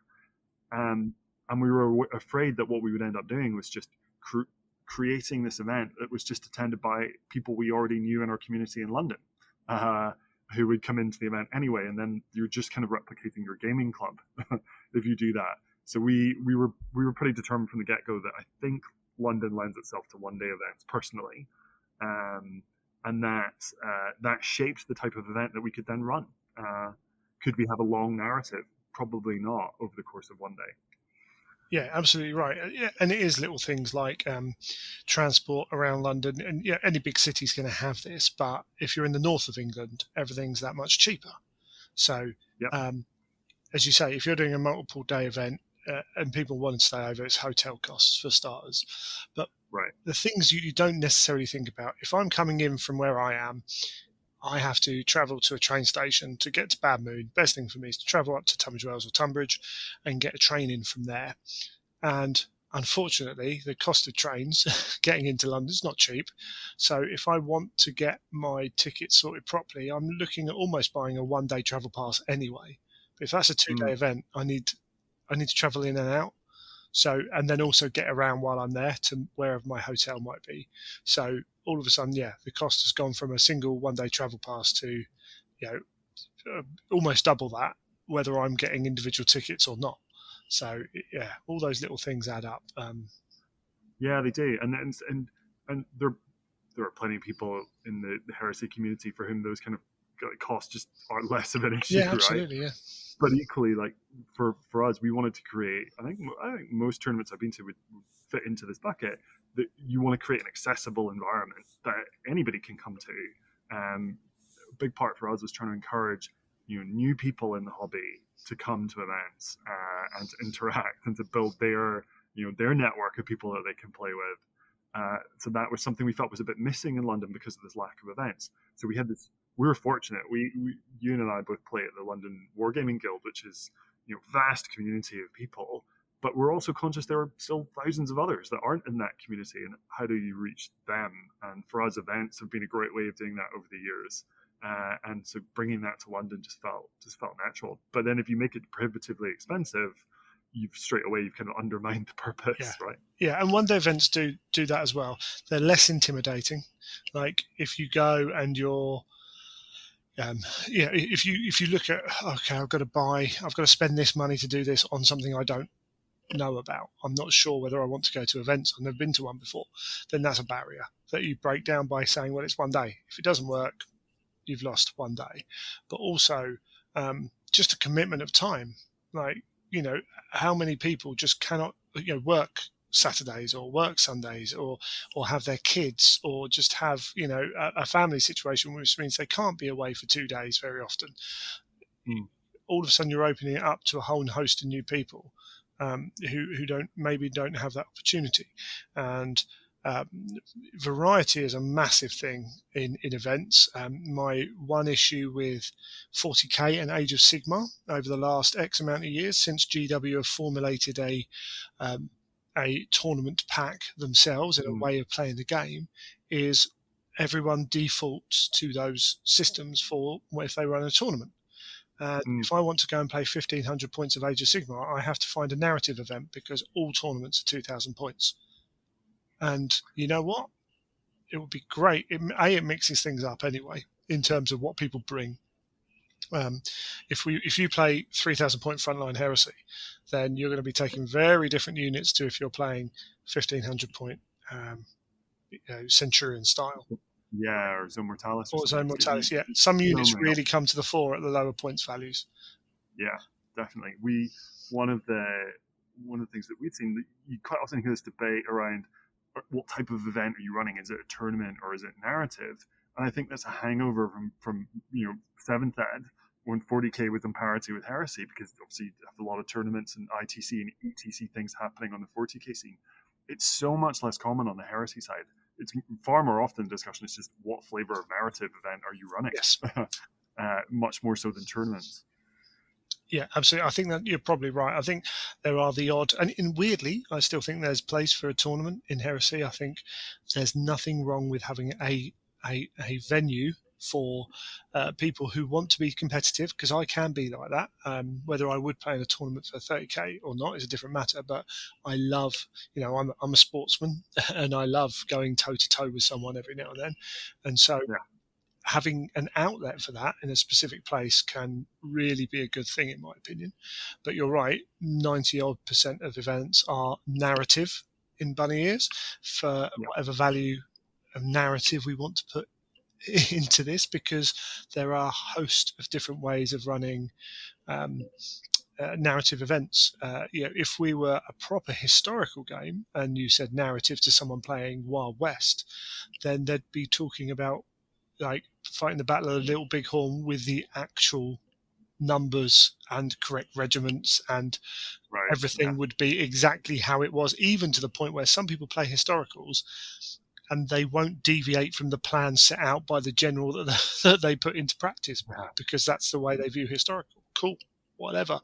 Most of the time we're playing some form of alternative heresy, where we're making our own little space and filling in gaps or in the lore and things like that. And then you have the decision of, well, do you say this is happening in X system with blah blah blah, so only these legions are allowed, these characters aren't allowed, we're playing in this era, so don't take that? Or do you play full on alternative heresy? We're saying, well, the heresy's happened, we're at this point, use what you want. There's a huge scope there, and you're right. When you say I'm playing a narrative event, it can mean a host of things. So yeah, and and that's why I think one of the big jobs of any tournament organizer is to up front be explicit about what type of narrative event you're running. And kind of, I think the kind of table stakes stuff on narrative is, what is the kind of overarching wrapper for the event? Is it, to your point, you're playing in this subsector and on this particular planet, and it's this stage of the heresy, and just contextualize it for people. Because I think a lot of my experience, certainly in heresy, things I like, and I think a lot of the people I've played with like, is some sense of immersion. And so you need some element of narrative to wrap what you're doing around.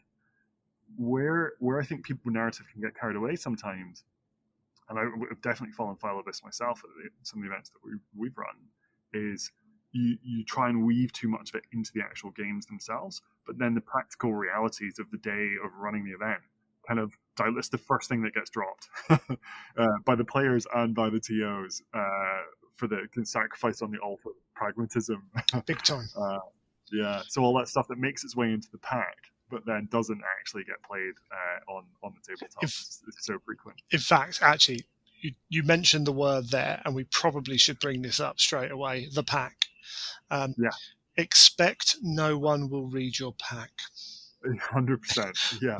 My missus says I'm rude at events because my default answer to people will be read the pack, and she's like, you can't, like, why are you being so rude to them? Why can't you just tell them? And it'll be things like, what time's lunch? And I do this, right, to a point. So everyone does this to a point, but I do this at events. I'm like, because I'm too lazy and someone's there, and I'm like, oh, what time's lunch? It's in the pack. My answer is, it's in the pack. Read the pack. Because if I don't answer like that, then people start to ask me more questions. And it's become a joke. Yeah. And some people now come up and go, oh, Greg, what time's this round finish? And I'm like, I'm looking at their faces, and I know perfectly well that they're trying to wind me up, and it's cool. But how many times have I played in games and done it myself, and seen games where people say, oh, did you know you're supposed to be doing that in this game? It's in the scenario, and you're like, oh, it was one of 5 special rules for this scenario. Oh no, we've forgotten about that. Yeah. And it's a balance you've got to get right, because that's sometimes what makes your games stick out. But if you do it too much, or there's, I mean, one thing is scalability here. I run events. So London GT, we sold 92 tickets, I think, the year I ran it. There's no way that you can run the kind of event that 30K Frontier runs with 92 people. Yeah, not even. I mean, they run it with 20 something. Yeah, low numbers, and they've got that, so you get that really personal touch and attention, because they've handcrafted every element of those events. Yeah, and one organizer per 8 people, and I'm running with 2 organizers for 92 people. You just cannot do it, and that's an important aspect. Like, your pack should have all your information in it, but you should also never expect your players to read it, because half of them won't. Yeah, and there's some really interesting dynamics of packs, actually. One I would say, one of the things I've seen go wrong with some events over the years is, I would always try and have the pack ready for when you're launching the tickets, or where you're taking you're applying, letting people apply to come, and you're taking payment, because the pack, if nothing else, sets expectations around what type of event is this, what missions will you be playing, what rules are you going to put in place, what restrictions, if any. And people want to get the date out there early, so it's booked in, and gauge how much interest there is, and so on. The challenge of doing that when you don't have a fully formed pack, and you can change the pack after you go live, but the challenge in not having a pack is that then if you subsequently publish the pack and it's not what someone was expecting, you can get some blowback, and justifiably, frankly, from the players. And yeah, absolutely. And again, I've had people turn up to events and complain about stuff, and I'm like, well, it was in the pack. Like, exactly. For your complaint might be legitimate, but you bought a ticket knowing what was going to happen. It's the awareness of what you're getting into. So, and that carry on. Leads to a point of, if I was on reflection, like, the one area I think to really invest time as a TO before the event is in the missions, because the one thing that will certainly be happening is the players will be playing missions. So whatever additional rules or restrictions, whatever you wrap around that, make the mission exciting. Spend your time making the mission fun and interesting for as many people as possible, because that's the thing that people would remember. I think there was a mission at one of the 30k Frontier events actually that you and I went to, where they had random units dropping as though they were dropping out of a spaceship, kind of drop pod mechanic. And into random table quarters, and it was chaotic start to the first game, and it was so much fun, and it was so different from anything we played up until that point. And I spoke to Pete about it, and we tweaked it slightly. We ran it a version of it at our second event, and it jumped out. It was the thing that the players came back to us saying, like, that was amazing. We had so much fun with that before the game. And if looking ahead to kind of future events, that's the area where I would spend most time, I think, is testing the missions and making them as fun as possible for as many people. Balance is always going to be an issue, but try and aim to get them as fun for as many people as possible. That's a great foundation for any event, frankly. Yeah, it's the whole thing is, the pack takes time. It takes me ages because I'm really indecisive when I write stuff. This is why I have never applied to Games Workshop for any of their writing jobs, even their community ones, because I take forever doing it. I overthink stuff and everything else. Your pack dictates everything, as you said. My events, as you say, particularly when I'm going to Wales and whatever, 60 plus players is kind of what I expect minimum when I run an event that I'm aiming for decent numbers at. I have to kind of know that I can't walk around, and I'm going to have issues with some players, and those issues are going to be various, and most of the time it's no one's fault or anything like that. But I will have stuff to do during the day. So when I say to people it's in the pack, it's because it's in the pack. Rarely, I think once I put some stuff that wasn't in the pack. That's my own fault. But if I can refer to someone and say it's in there, like read it, resolve your issue, then that takes pressure off me on that weekend. So that's a good thing. It's in there. That pack clearly should. When I wrote my first rules pack, essentially the whole intro bit got copied and used by I don't know, about 7, 8, 9, 10 different events immediately, because I think they recognise the fact that, I laid out in my very first line, I'm like, this is not a tournament. Like, random stuff will happen. If you don't like that, that's cool. Don't come to my event, right? Because it is going to be there, and I'm not making any apologies for that. So right there, you know what you're getting into right from the start. And then, as you say, scenarios play a big part of what you're doing. You can quickly see by looking at some scenarios whether you're going to enjoy an event or not. There is a big event happening, the London GT is happening, and they've taken some bold moves with some of their scenarios, and some aspects of the community don't like that, and some really like that, and that's not a problem, but you need to know that going in, so it needs to be visible. Yeah, and one of the interesting with that specific example, leads on to another point around grudges and choosing your opponents. And there's a simple fix for making those even the pack's not changing, and it might not be everyone's taste.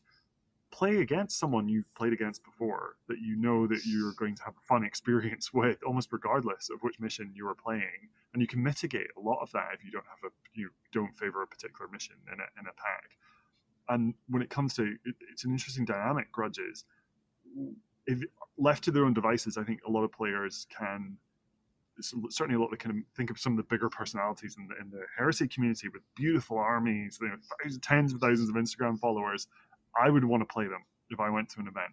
And so if you open up for grudges, you can find that every single one of their 3 or 5 games over a weekend are taken by people wanting to grudge them. You and I talked about this a lot, and one of the dynamics we wanted to bring in was cap the number of grudge games that people can play. So we 3 events typically on a 1-day event, 3 games in a 1-day event. We cap it at 2 grudges because we want to encourage people to play new people in the game.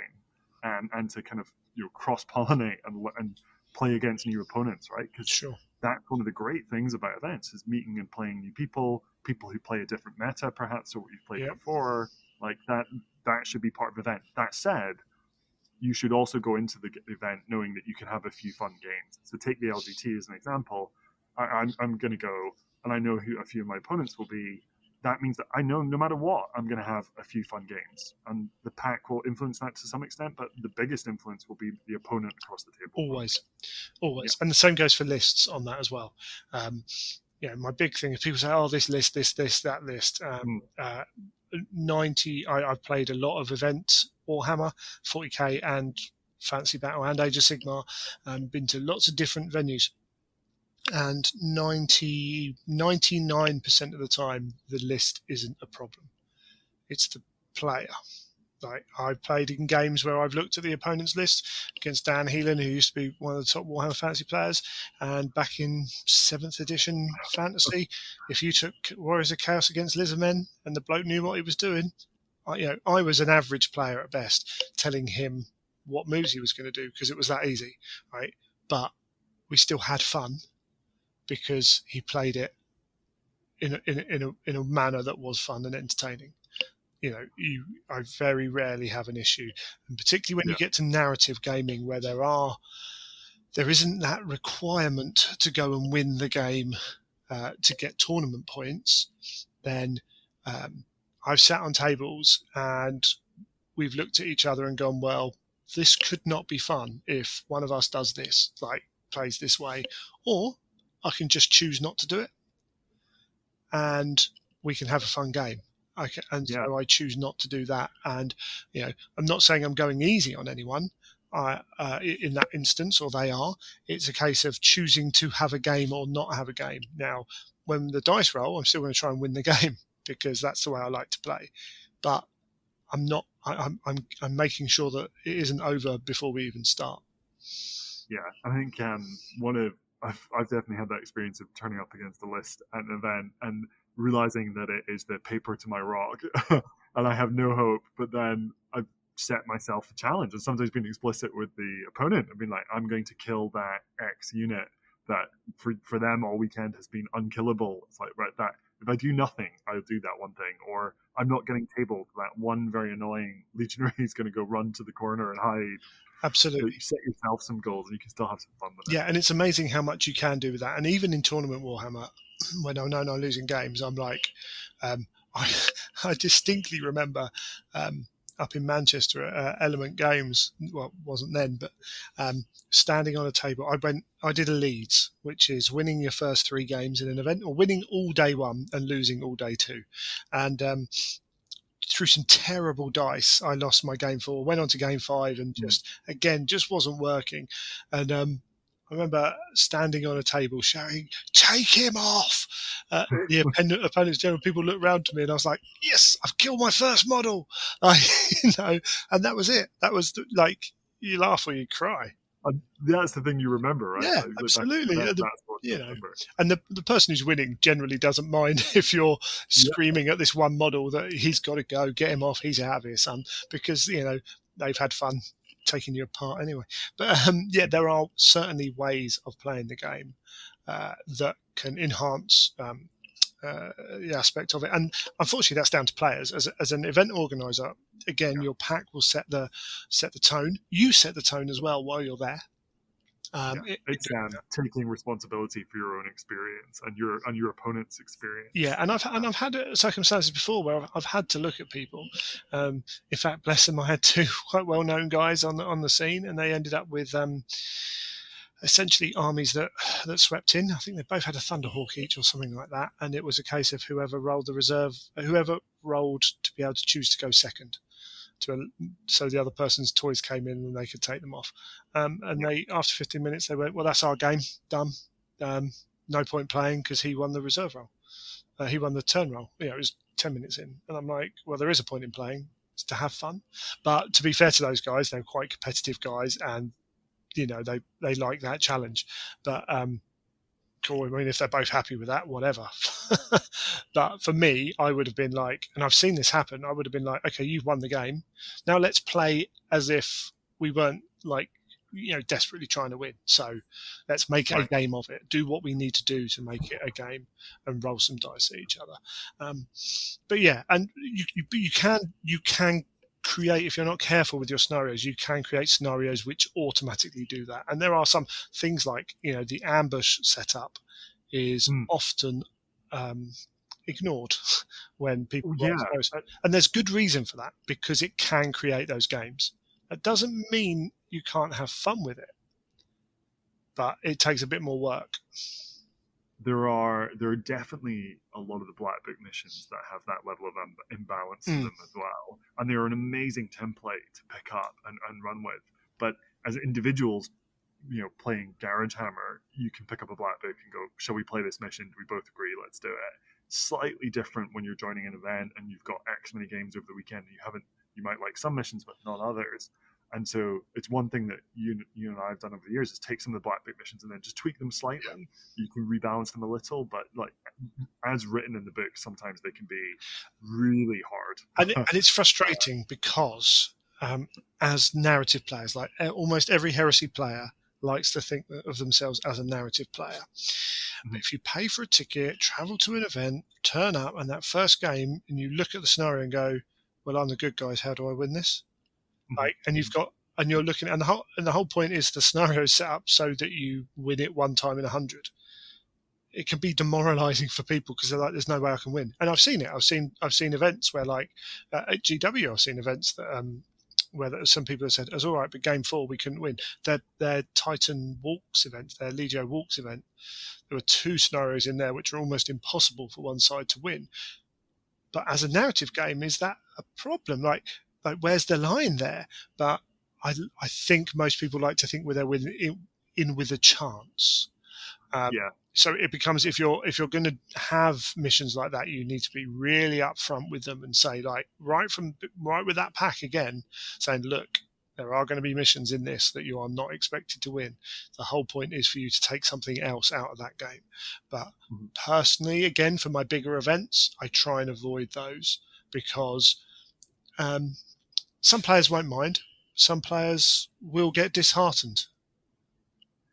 Yeah, and I think it can be exacerbated by that kind of meta clash as well. Yes, absolutely. I think definitely different parts of the country. You've got some people might favor tanks, some might favor super heavies or flyers or something else, and you get that rock paper scenario of 2 different lists and 2 players that maybe never played each other coming together for the first time, and then it's compounded by the mission that skews it into really negative game experience territory for both sides, right? Yeah. Most Heresy players don't want to completely curb stomp their opponent, and as a result, it doesn't make for that fun event. But it's never going to be perfect, is the other thing as well. No, hence the responsibility on the players for this as well.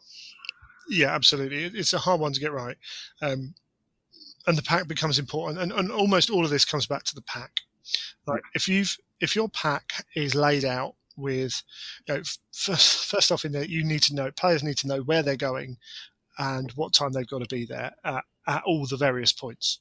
So, even location venue, even putting on the local underground stations, all those little things you can do to help make it easier. So it's all right in front of them.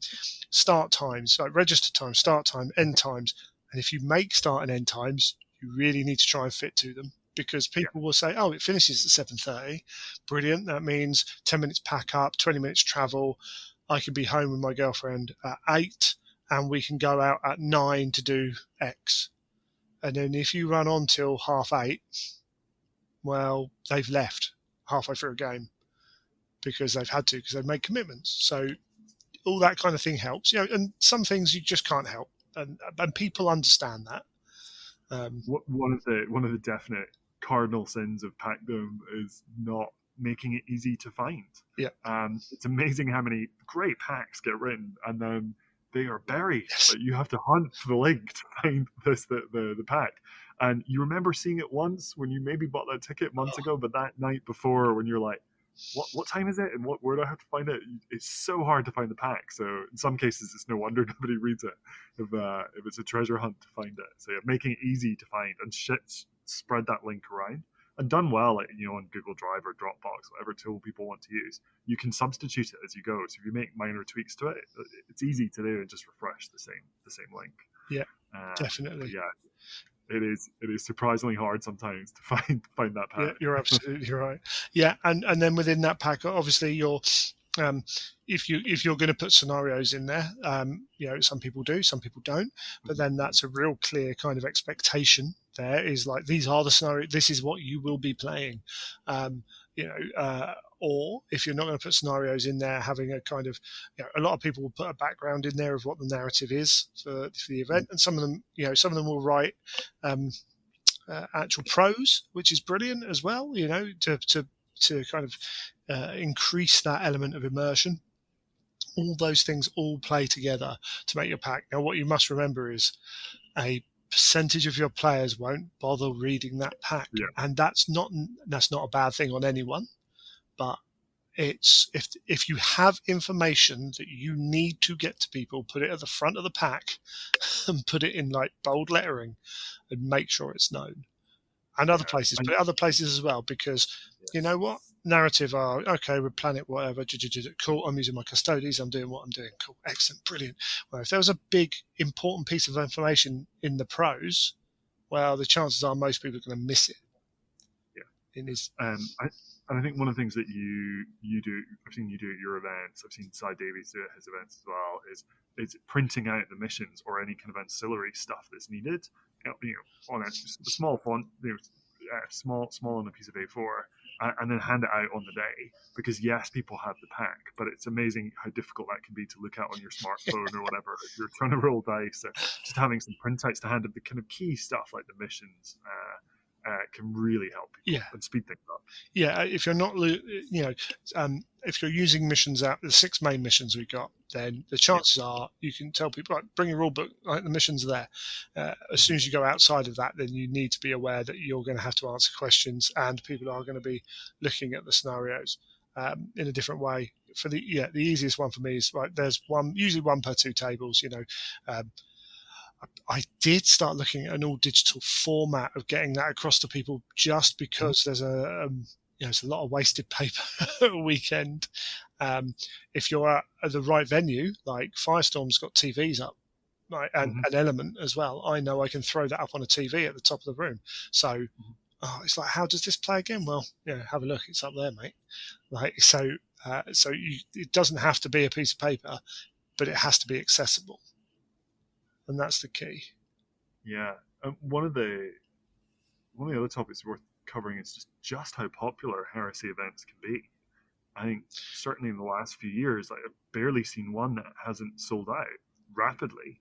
There's so much demand for events, and I'm guessing here, but I'm sure that post-coronavirus, once the lockdowns are lifted here in the UK, the popularity of events is going to be sky high.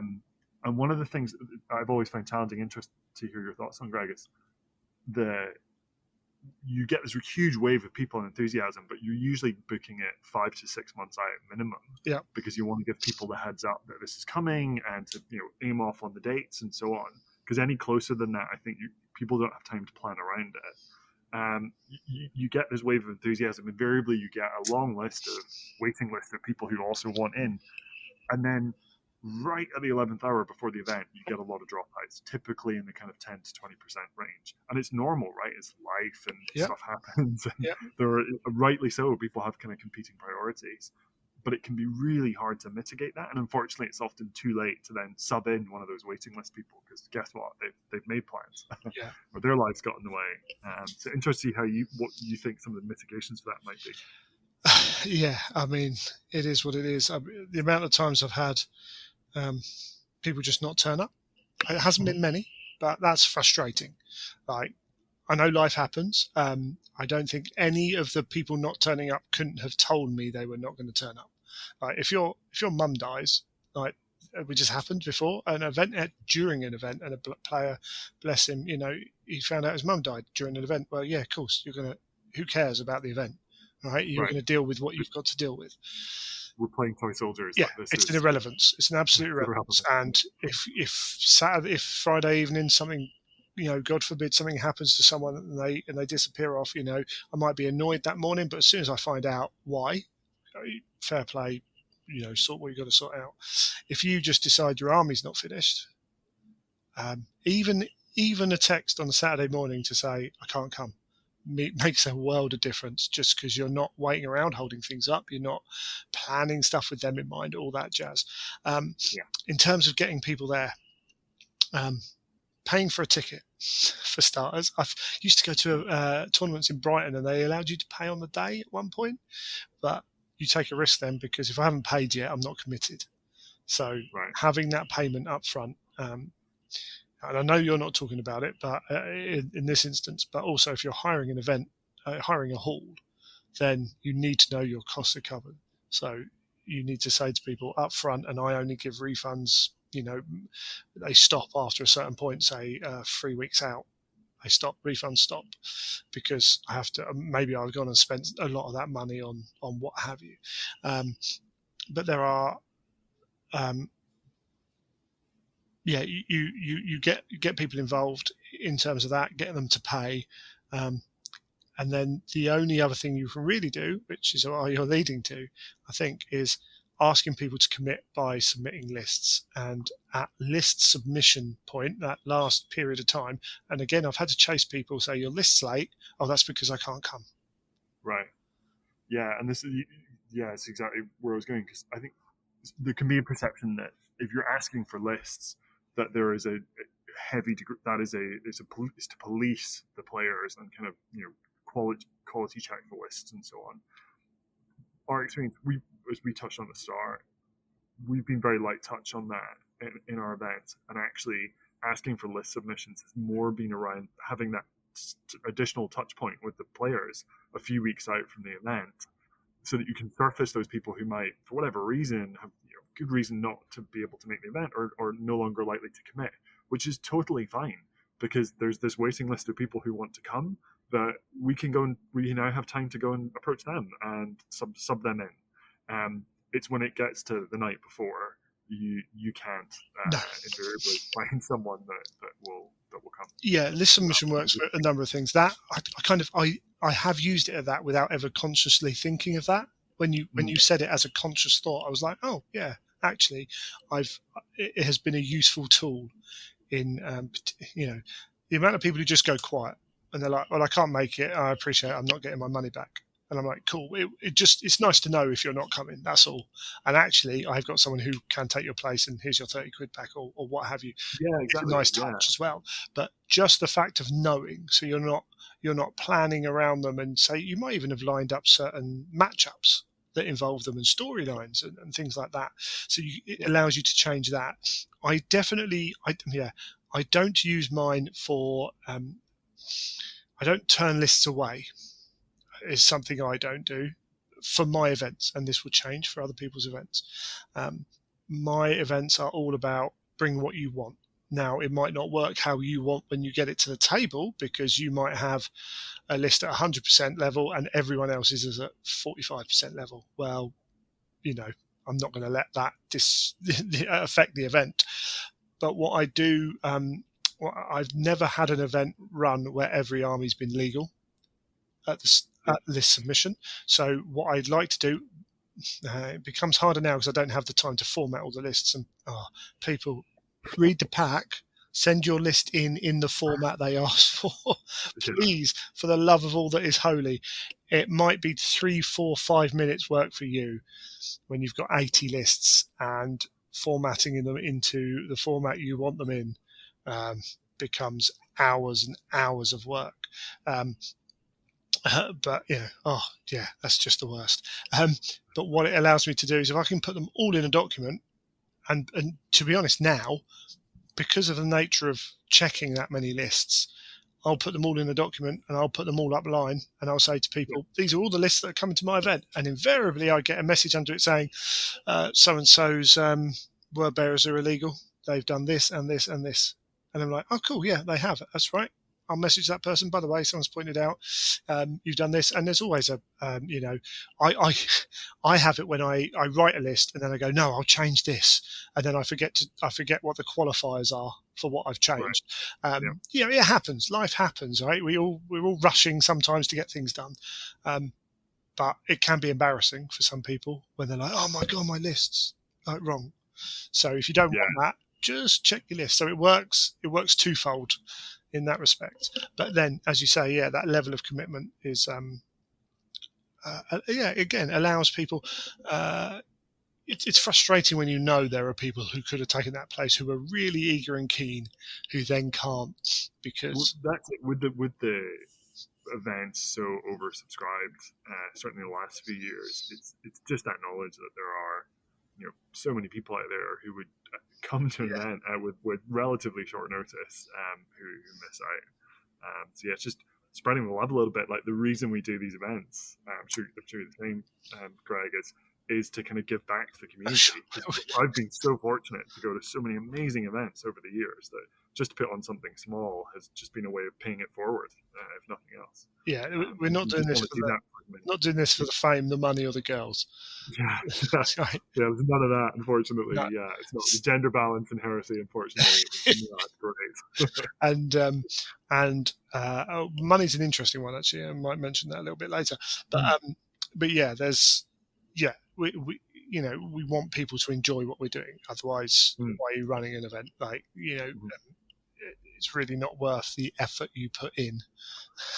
Otherwise, and I enjoy running events. They're stressful at times and they're hard work, but I enjoy it. But I only enjoy it because I'm getting a load of players who are then enjoying an event. And sometimes it can be work to make people enjoy an event, but yeah, you're all right. And Listen Mission is part of that. And whenever I run an event and I'm sitting there thinking it's 5-2, and I can bet you I could probably name 4 or 5 of the players who aren't here yet because they're regular late attenders. And they're some of the nicest people I know, and some of the people I get on best with in the Heresy. Some of them might even work for Games Workshop / Black Library.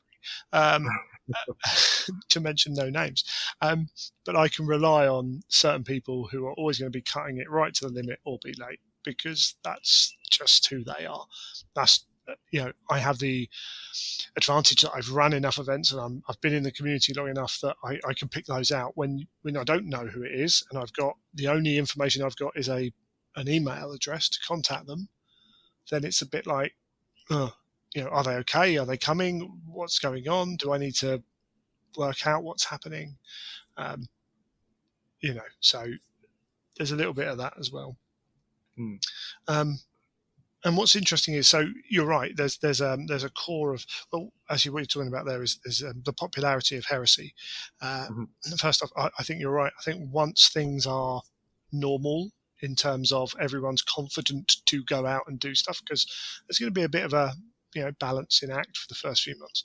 I think we're going to get a lot of events and a lot of people wanting to attend events, and there's always this kind of edge, and I've seen it in 40k and Age of Sigmar and everything else. Oh, so-and-so's running an event that day. I won't do that because I don't want to compete, or I don't think I can compete with them. And I look at them and go, well, you're running one in Bristol and you're running one up on the northeast coast. So I'm not sure. Yeah, you're not going to steal that many. There might be a few that there always are, but I'm pretty sure you've got enough people around you to run a 20-odd man event. Like, if you're running a 150 people event, that's a different story. Like, maybe you want to collaborate and change your dates a bit. But if they're running a 40-person event and you're running a 24-person event, chances are there is enough people to come to your events. So don't be afraid to do it. Don't be an absolute, idiot about it. If the next town's having a 30-player heresy event and you're in the back end of nowhere, like, it's going to be harder to attract 20 players to yours as well. And then you don't want 15 people turning up at each, because that might not allow you to do it. So that maybe then you do, you interact a little bit. Like, I would expect Edge of Empire, they run a very popular event, although it's not huge, it's not big, like Nature of the Beast in that respect. But I know that if they were looking to put on an extra event, I would probably have had a call from Michael or Graham to say, when's Blood and Glory next year, because we don't want it to be that weekend. Yeah, for sure. I think the Facebook page for UK events has been really useful for that as well, and deconflicting when these events are going to happen, to either spread them out or, to your point, like spot that there are 2 small ones happening but in wildly different bits of the country. So yeah, that community resource has been really useful for planning events too. Yeah. Didn't stop us from not spotting that Salute was on the same day though. Oh yeah, mistakes. Things are going to happen at the end of the day as well. So you don't beat yourself up about that. But it should be easy to find who's running events near you as well. Yeah, you're right. There are Facebook pages. People post up their events on Crusade and Heresy.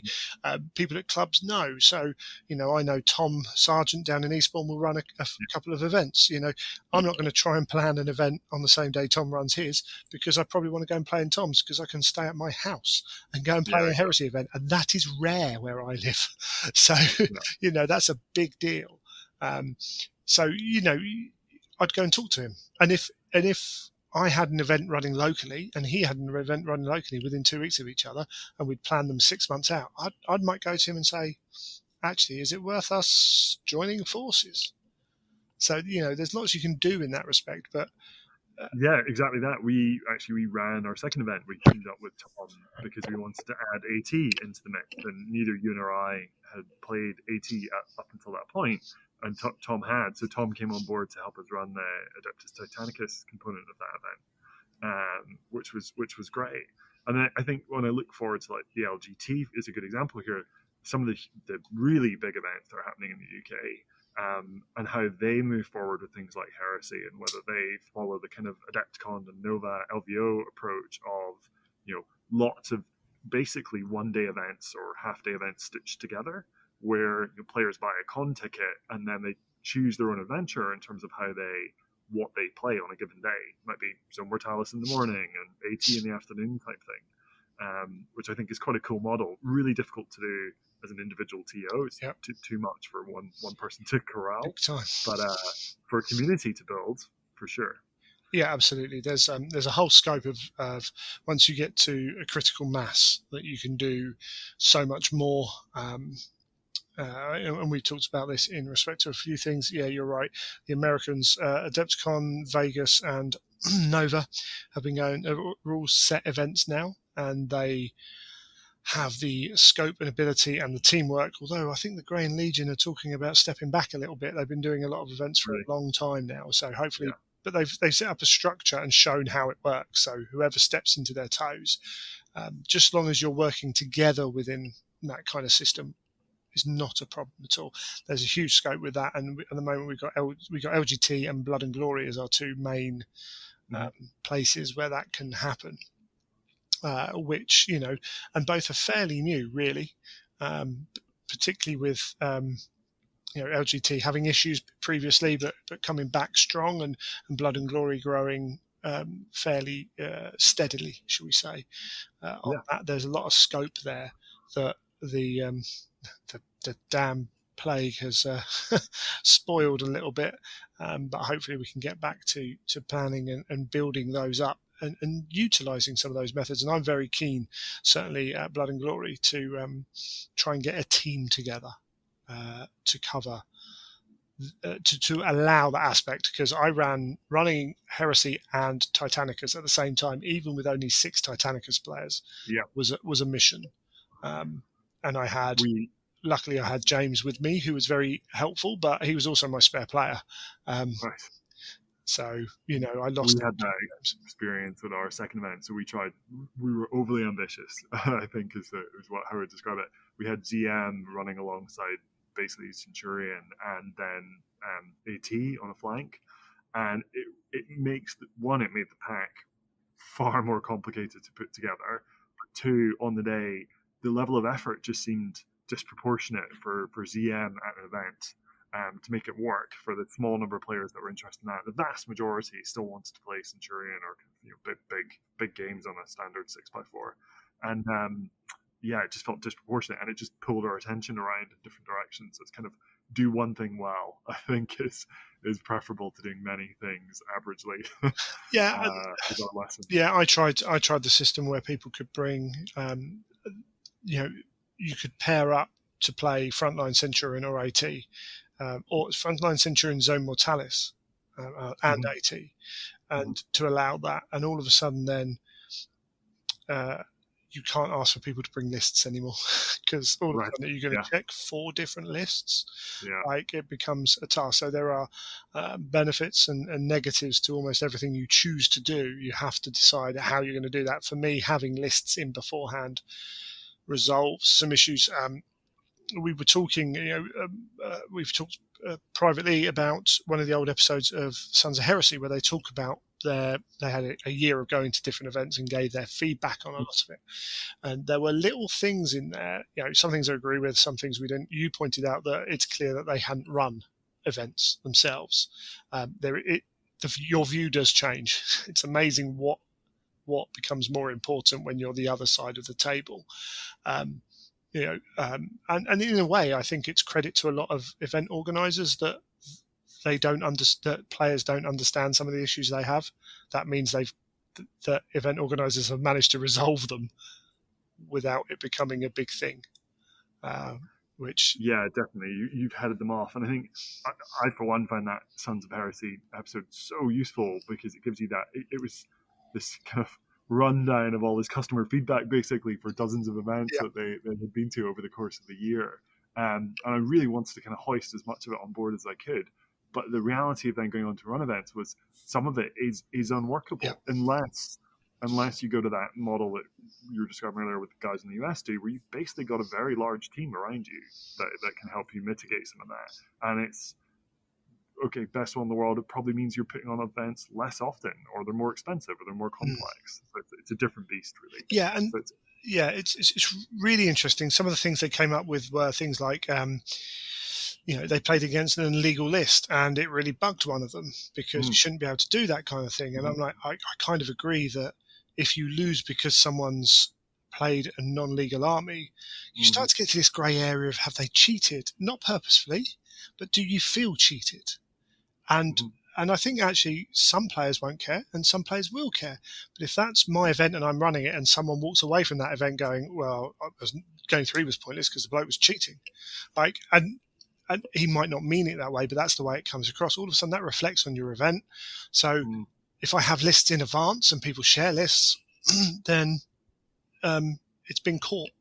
But that means that I can't then have people writing lists during the day. So that reflects on the type of event and scenarios I'm running and what I allow people to do. So everything reflects on what you're doing.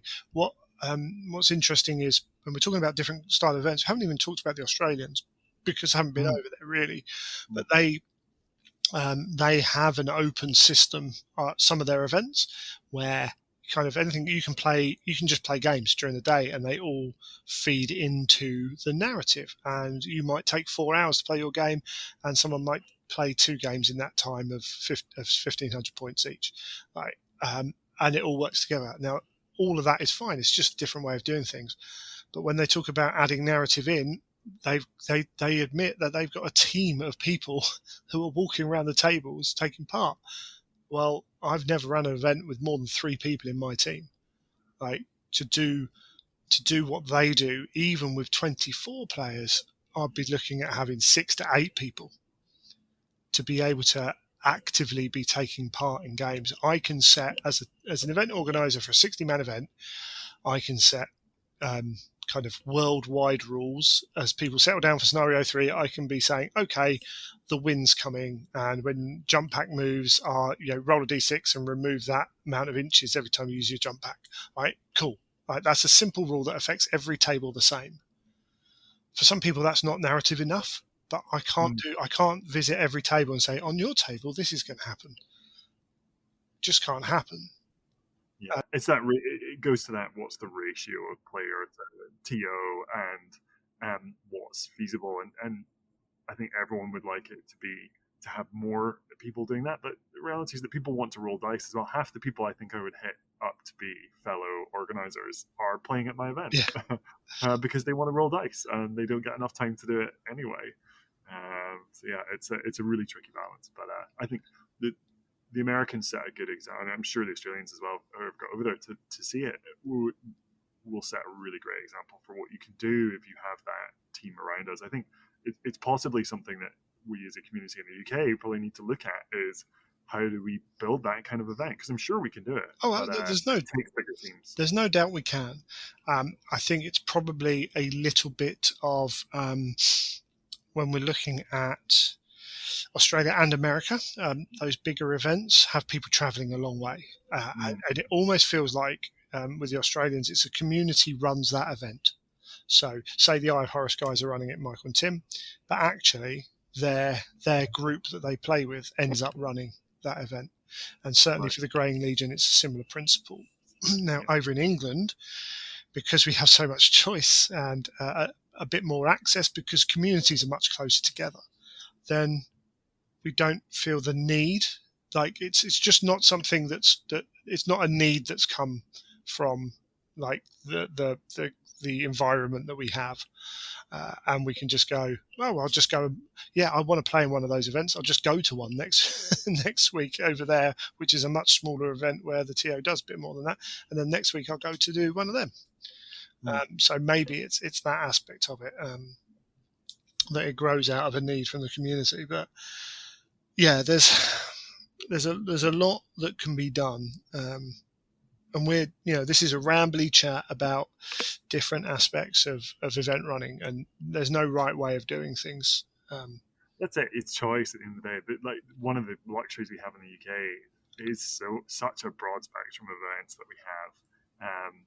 Yeah, I think it is telling that we don't have that huge mega narrative event with really low TO to player ratios and a whole community wrapped around it.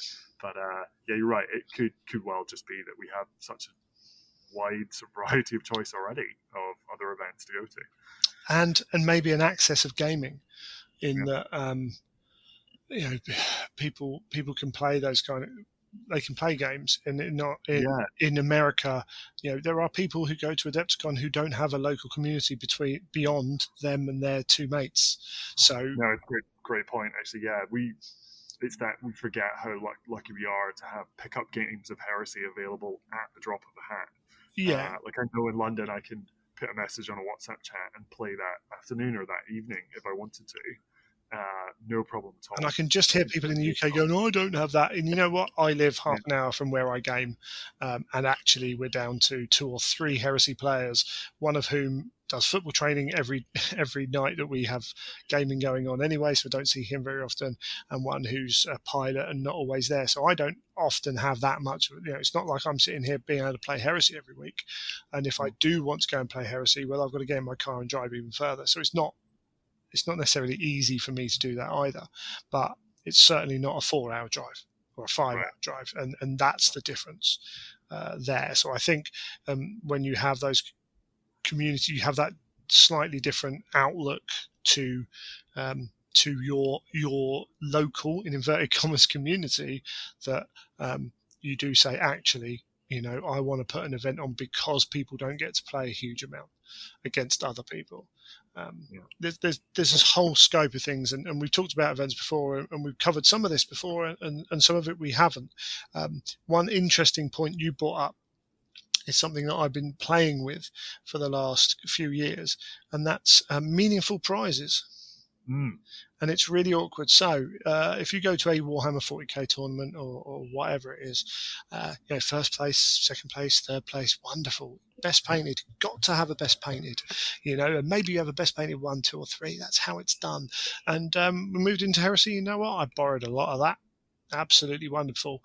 And yet I borrowed stuff whilst also having the issue that when I went to even a local event, and my mate would say, "Oh, you trying to get that army painted up?" I'd say, "What's the point? My mate Dan's going. I'm never going to win best painted." And then you kind of get to a point of what's the point? So what's the point of me trying? And that's an attitude issue. Don't get me wrong, but I'm not saying that in a negative way. I'm saying if I tried really hard with this army and put all my effort to it over the next 4 months, my mate Dan would still beat me. That's not a problem. He's a much better painter than I am. That's cool. It's not a problem. But then I have the decision of, do I want to put blood, sweat and tears into this army over 4 months when I could do double the work and get other stuff done? Well, cool, I'd rather do that. So it's a tricky one, right? And so you go to, go to regular events, and it's the same cast of characters that will consistently win, and they should win for best army and best painted and so on, because they are phenomenal painters, like Golden Demon winning painters that are in our community, which is fantastic, right? Because it means that there's that inspiration out there, and it is a magnet for attracting people into the community as well. But that said, when you go to the events, there can be this danger that if you go heavy on prizes, the perception can be that you are subsidizing players, that you're basically just passing prizes over to the same people all the time. Yep. And how do you, if you don't go down that route, a couple of things you can do. One is you could look to rebalance the prizes to favor other things and try and kind of spread that love amongst people who maybe don't get that attention, as you say, who aren't the phenomenal painters or are new to the community and so on.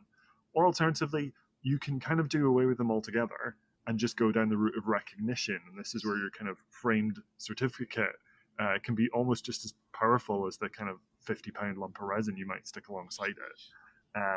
And then keep the tickets down, the costs down. Absolutely. And make the barrier to entry lower for people. So I've I remember going to my first Adepticon years ago, and the first prize for winning the Warhammer Fantasy Battle event was like 150 quid's worth of, or dollars worth of Warhammer toys, which you didn't get a choice about. You just got given some boxes.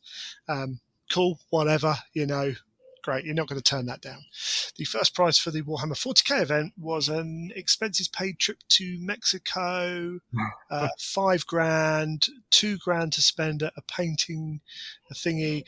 And in fact, I was speaking to the guy who organises the prizes. He's a great guy.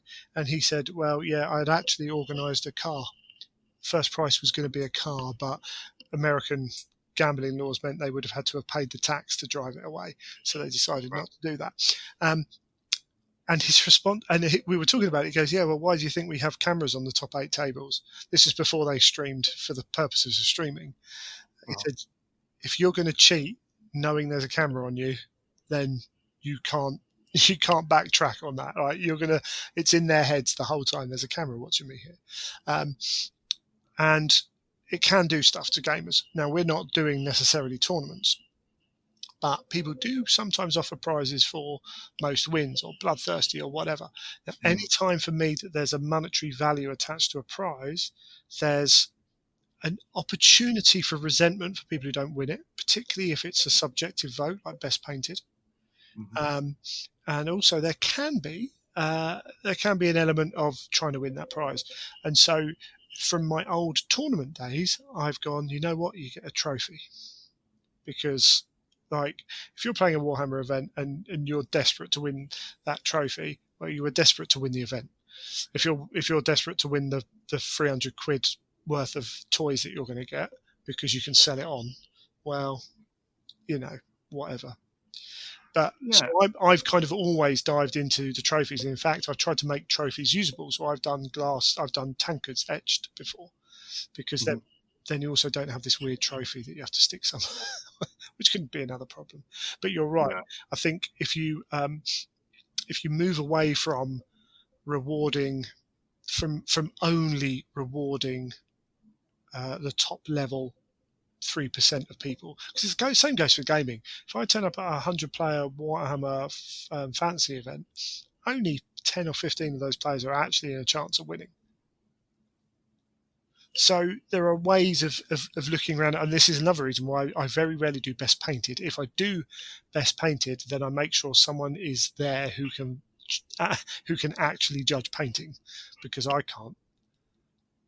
Even though I know what I'm looking for, I can't. I'm not Andy Wardle. I'm not Neil. I can't say to someone that's better painted than that. I can tell you which one I prefer. So I prefer best army for player voted, because that way also best army for me is not just pure painting. It's actually this bloke's converted every single model he has to tell a story, and it's not quite as well painted as those, but I prefer it. I remember one of the mechanics they used at Warhammer World back when I was playing 7th Ed, and I think they carried forward into their Heresy events afterwards, was the kind of the weighting score for best player votes and so on. And I remember being at a Battle Brothers event with a mutual friend of mine in Ewan. He was so desperate to win the kind of the best player vote that our opponents were making illegal moves and things that they couldn't do. And he was like, "Does that, if it's fun for you, do it anyway?" And I was kind of thinking, it's not very fun for me. Like, I'm getting hosed off the table by this illegal move, but we did win. We won the best. We ended up with the crazy best player vote. Yeah. But I didn't have a great gaming experience at the same time. It changed that weekend. That first Adepticon, so I took a really crazy army to that first Adepticon, but I played doubles, and the American Warhammer Fantasy scene was very different to the UK one. That was very more about push it towards the middle of the table and have a big fight and roll lots of dice, and and we played this game and we were rinsing this. Like my mate Dave Witek, I was like, if you go for the long charge here, like it's long odds, but we can cover you if you fail. If you get it, we're in. Like we win the game. It will take us 2 or 3 turns, but we'll win it. And we got it. And then and 40 minutes later, one of the guys just started to disengage with the game, and we were like, okay, that's not that's not cool. I don't think that's cool anyway. I think, play the game, then, whatever. So we just start pushing units at him so we can charge them to kill them, to make him feel better. To make sure that we were all having fun, but also that, we were being good sports. Right. And weirdly, I got to table in the 1-day event, in the single player event, I got to table 5 on the last game, and this bloke outplayed me. And he kind of went. We got towards the end of the game. He goes, I'm not going to shoot my bolt thrower at you, big dude." And I went, "You flipping will." And he went, "What?" And I went, "If you don't, then I'm going to go for a Hail Mary here." And you know what? It's only got a 2-3% chance of working, but if it does, I take points off you, and you're going to lose a place or 2 in this event. Yeah. And he went, "Possibly, yeah." I was like, "Right. Well, the only reason that will happen is because you're trying to be nice to me because you're worried about me docking you on sports. I'm not going to dock you on sports. You've outplayed me. You've beaten me. Like, ram it home. As far as I'm concerned, I've been outplayed. But I would hate for you to miss out on what you're deserved because you're trying to make me feel better about what's going on in a game of soldiers where I'm rolling some dice. Like, I know what I was getting into, so take the shot." And it took him a while because he'd been ingrained in a construct of gaming that they're used to. And I was like, if I was playing this back home in the UK and I was playing Ben Curry, Ben Johnson, whatever, they would have laughed while they were doing it, right? And you know what? Fine, I'm happy with that. It's cool. It's the way the game works. It's not a problem. But it is. There's an approach there that you need to balance. Everything you do in your pack will affect the way people play the game. And if your sports is so dominant on, someone, making sure they have the most fun they can to give you those points, then in your case, it affected the way you played the game. And that's not necessarily a good or a bad thing. It's something you have to be aware of. Yeah, and I think one of the ways that you can go back to curating the kind of player's experience is that, think of that grudge mechanic. So people at weekend, they could turn up, let's say they're playing 5 games, they know 3 of the games that they're going to be playing are going to be against opponents they've played before, they know it's going to be a fun experience. And those other 2, as a TO, you can also you get a feel of the weekend for how are people's lists performing and who's stomping who, and you can do a bit of that matching up yourself as well. You get a bit of time to size it up. So I've used tournament programs in narrative events to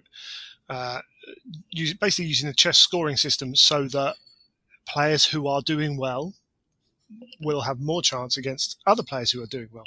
Unfortunately, chess systems, they take 3 or 4 rounds to even really start having a major effect on that kind of thing. But I find it useful sometimes just to keep track as much as anything else. But every game now, every event we do, I hand over. My missus comes and helps me out, and I'm like, cool, they're all playing. You know what to do. If they come and ask you a question, you tell them to look it up in the pack, or if it's an actual gaming question, to find me. That's fine. Cool.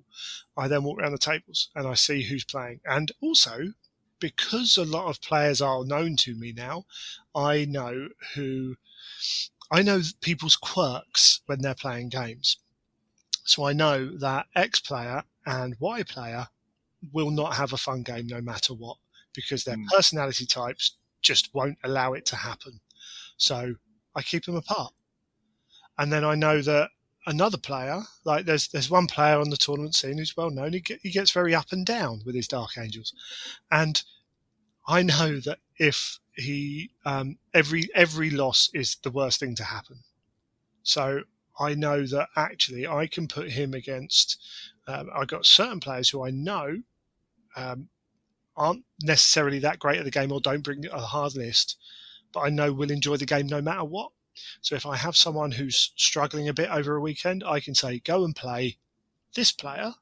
Next game, cool. I've fixed that one, because the person they play against will make sure they have a good time playing that game. Yeah. And conversely, I know that if I've got one army which is a real problem, good player, strong army which polarizes opponents' lists, I know that I have X amount. And my mate Joe used to be really good because I knew I could throw Joe up against anyone, and he wouldn't mind. He might grumble about their army on the way home or whatever, but I know he will try and do his best to take it on. And that only comes with experience. You can't, you can't turn up and just start know no one at an event and do it. But what you can is, if it's your first event, you know who you've played before at various tournaments. If you've been to events before, and I'm sure you knew this before you went in and did yours. If Willard turns up, someone like that, you know what kind of person Willard is, and you know, like Bill the Destroyer, exactly. But with a smile on his face. If you know Ben Williams turns up, you know that you're not going to put him against a noob with an average army. No matter what Ben's army list says, you're not going to put him against that dude, because Ben's a very capable player who plays outside the normal boundaries, and so his lists don't always look as good as they can be. And that comes from running events and being at events and seeing what's going on, and it's experience. Definitely. But and absolutely, prizes. If I have actual physical prizes, prize support, I like to give them out for things that anyone can win. Literally anyone can win. Sport stuff goes on spot prizes on events. First one to kill a tank. Yeah, well, one of the ones that I enjoy hunting at the most is one for the craziest thing that happened in any of the games. Yep. I think the first tournament we had, it was, deep striking Justerians that kind of landed on a pipe and killed themselves immediately. It's stuff like that happening that it sticks in the mind that you want to reward. The sergeant that kills the named character, that kind of stuff is the exciting bit for me. Yeah, absolutely. And there's and all that builds on narrative as well. If you are creating a narrative, when I do my events, as I say, I've got 60 players at an event, nice easy number. Well, I can't tell every single person what happened on every single table. What I can do is, over the course of that game, I've heard about certain things. I've heard about, Kurz being taken down by a tactical marine, or one assault marine's taken out 2 super heavies in a game. That kind of aspect that can get pulled back, and I can put out Zardu Layak at the first London Heresy, I think it was. We made a whole thing around Willard was using Zardu, and it was like, how many times does he die? How many psychic powers does he actually get off? And that became a thing that actually affected when I needed to tone down a Custodes list on another table.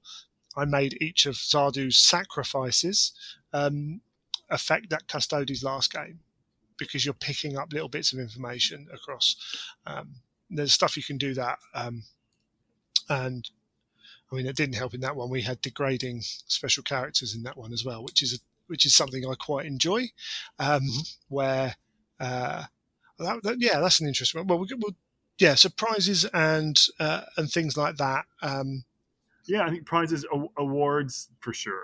I think awards make sense to me. It's the kind of cash value prizes, or big chunky prizes that effectively are being subsidized by the ticket price.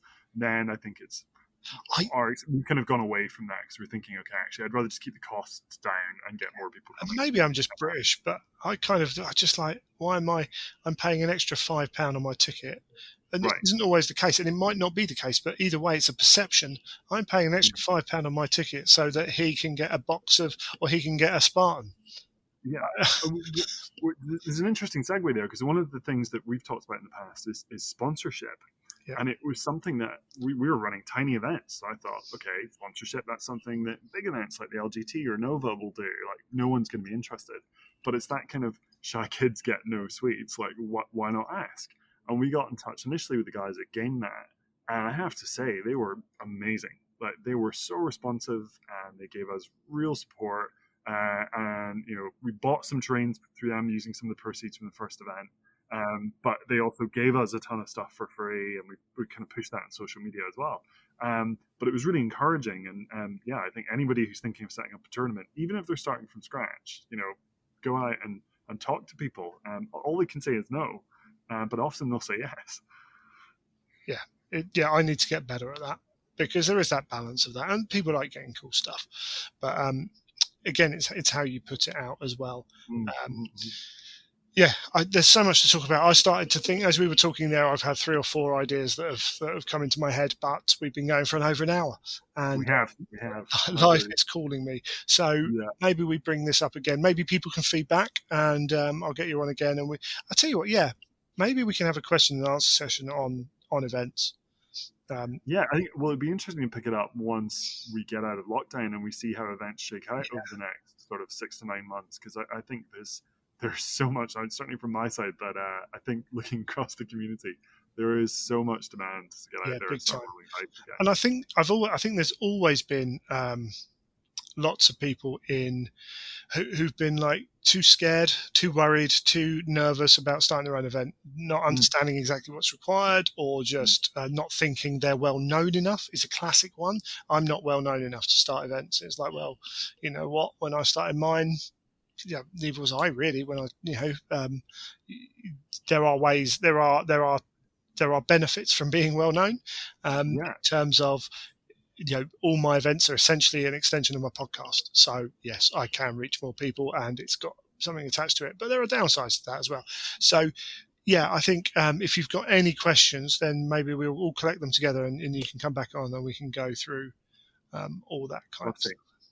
Love to. Yeah, awesome. Well, cheers for coming on, and as I say, we'll get you on again. Hopefully we get to roll dice in real life. Indeed, and I think we're lining you up for a Sons of Heresy episode as well, for my Sons of Heresy episode in the future. So I got to talk about the Alpha Legion. Yeah, but we won't go any further than that because it might take a while.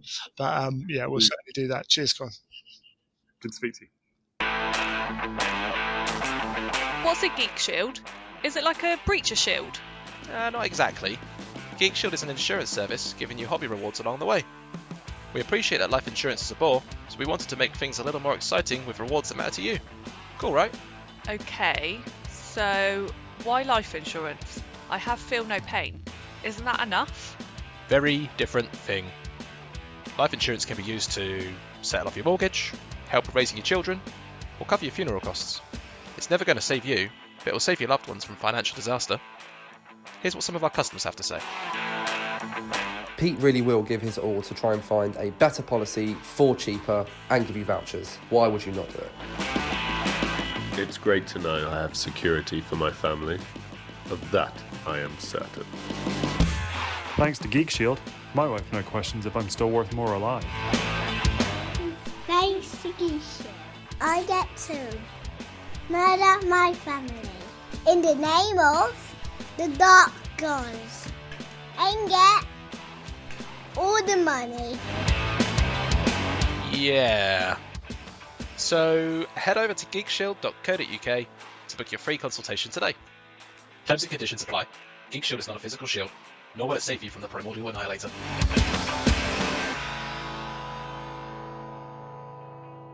you've made it to the end of another episode of The Imperial Truth. Thank you for listening. First off, as I said, as you realise, the recording of this is not perfect. We're trying a new system. There is, I'm not using a quality product at the moment with the microphone. I am going to be going online and looking up what I can use, what I will purchase. And a massive thank you for anyone who's supported the podcast through Patreon or through buying shirts or supporting through Element Games or any of the other people we have sponsoring. But it all helps pay for stuff like this. So thank you very much. I will be ordering a new microphone, be getting rid of my old system and moving it. So I still got it just in case I need, but it means I can free up some space on the desk, which is good with the mixer gone. But there are a few little things to work through. I appreciate that. I've had some feedback, a little bit of feedback from the first episode of Full Stride that was put out in this respect. And essentially it was stuff I thought might come back to me. But please let me know what you think of it. Hopefully I sound a little bit better than I have done. I couldn't work out the old system, how to change that up. And when I did try and change it with a different mic and everything else, it made things worse, I think. So hopefully we can find a system that works. But yeah, please feedback to me, greg@theimperialtruth.com if you want to email it. Any comments can also come through the Facebook page. If you've got questions about running events, then, as I said, we'll try and get Colin back on at some point and we'll collect questions that we can look at about how to run events. If you haven't run an event before, if you've only run one or two, or if you've run plenty and you've got any questions or indeed ideas, feedback about what we've said, maybe you disagree with us on certain things. There's a whole scope about running events. There are no kind of right ways to do them, or there are many right ways to do them, should we say. And certainly things change depending on circumstances. And we're obviously a UK-centric podcast, and Colin and I, well, he lives in London, I live in the southeast there as well, so that determines a little aspect of how we look at things. We don't know everything, we know that, but we know kind of what's been working for us and what we want to improve.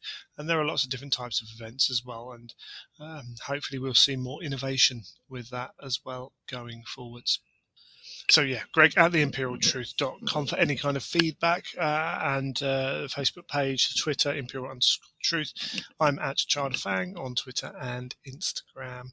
And I think that's kind of covered it up. If you really like what we're doing and you want to support the show, then we have a Patreon. The links are in the show notes. And you can come along, and if you feel like the show's worth giving us $1 tip, then you can feel free to do that or more if you wish. The show will always stay free to people, though all the content on the show will be free. But I think we're about there. Hopefully we're going to start to see a bit of build up at some point. I wouldn't be surprised if we get a preview at some point in the future. They'll obviously do regular previews, whether they've got one based around the time that they would have been doing Warhammer Fest, that maybe we start to see a little hint of what is to come. But Games Workshop are working on a lot of things at the moment. I'm recording this after we talked about getting Curse City. I'm recording this after Curse City. They've still got massive issues with how they get their stock out because they're restricted in their working practices. But hopefully, as I say, we'll start to get a little bit of a change in that. We'll start to get more products back in stock that were just unavailable because of resin being that much more intensive to produce, and we can kick on for a summer of heresy. But I think we'll leave that there for this show, and until next time, you have been listening to The Imperial Truth.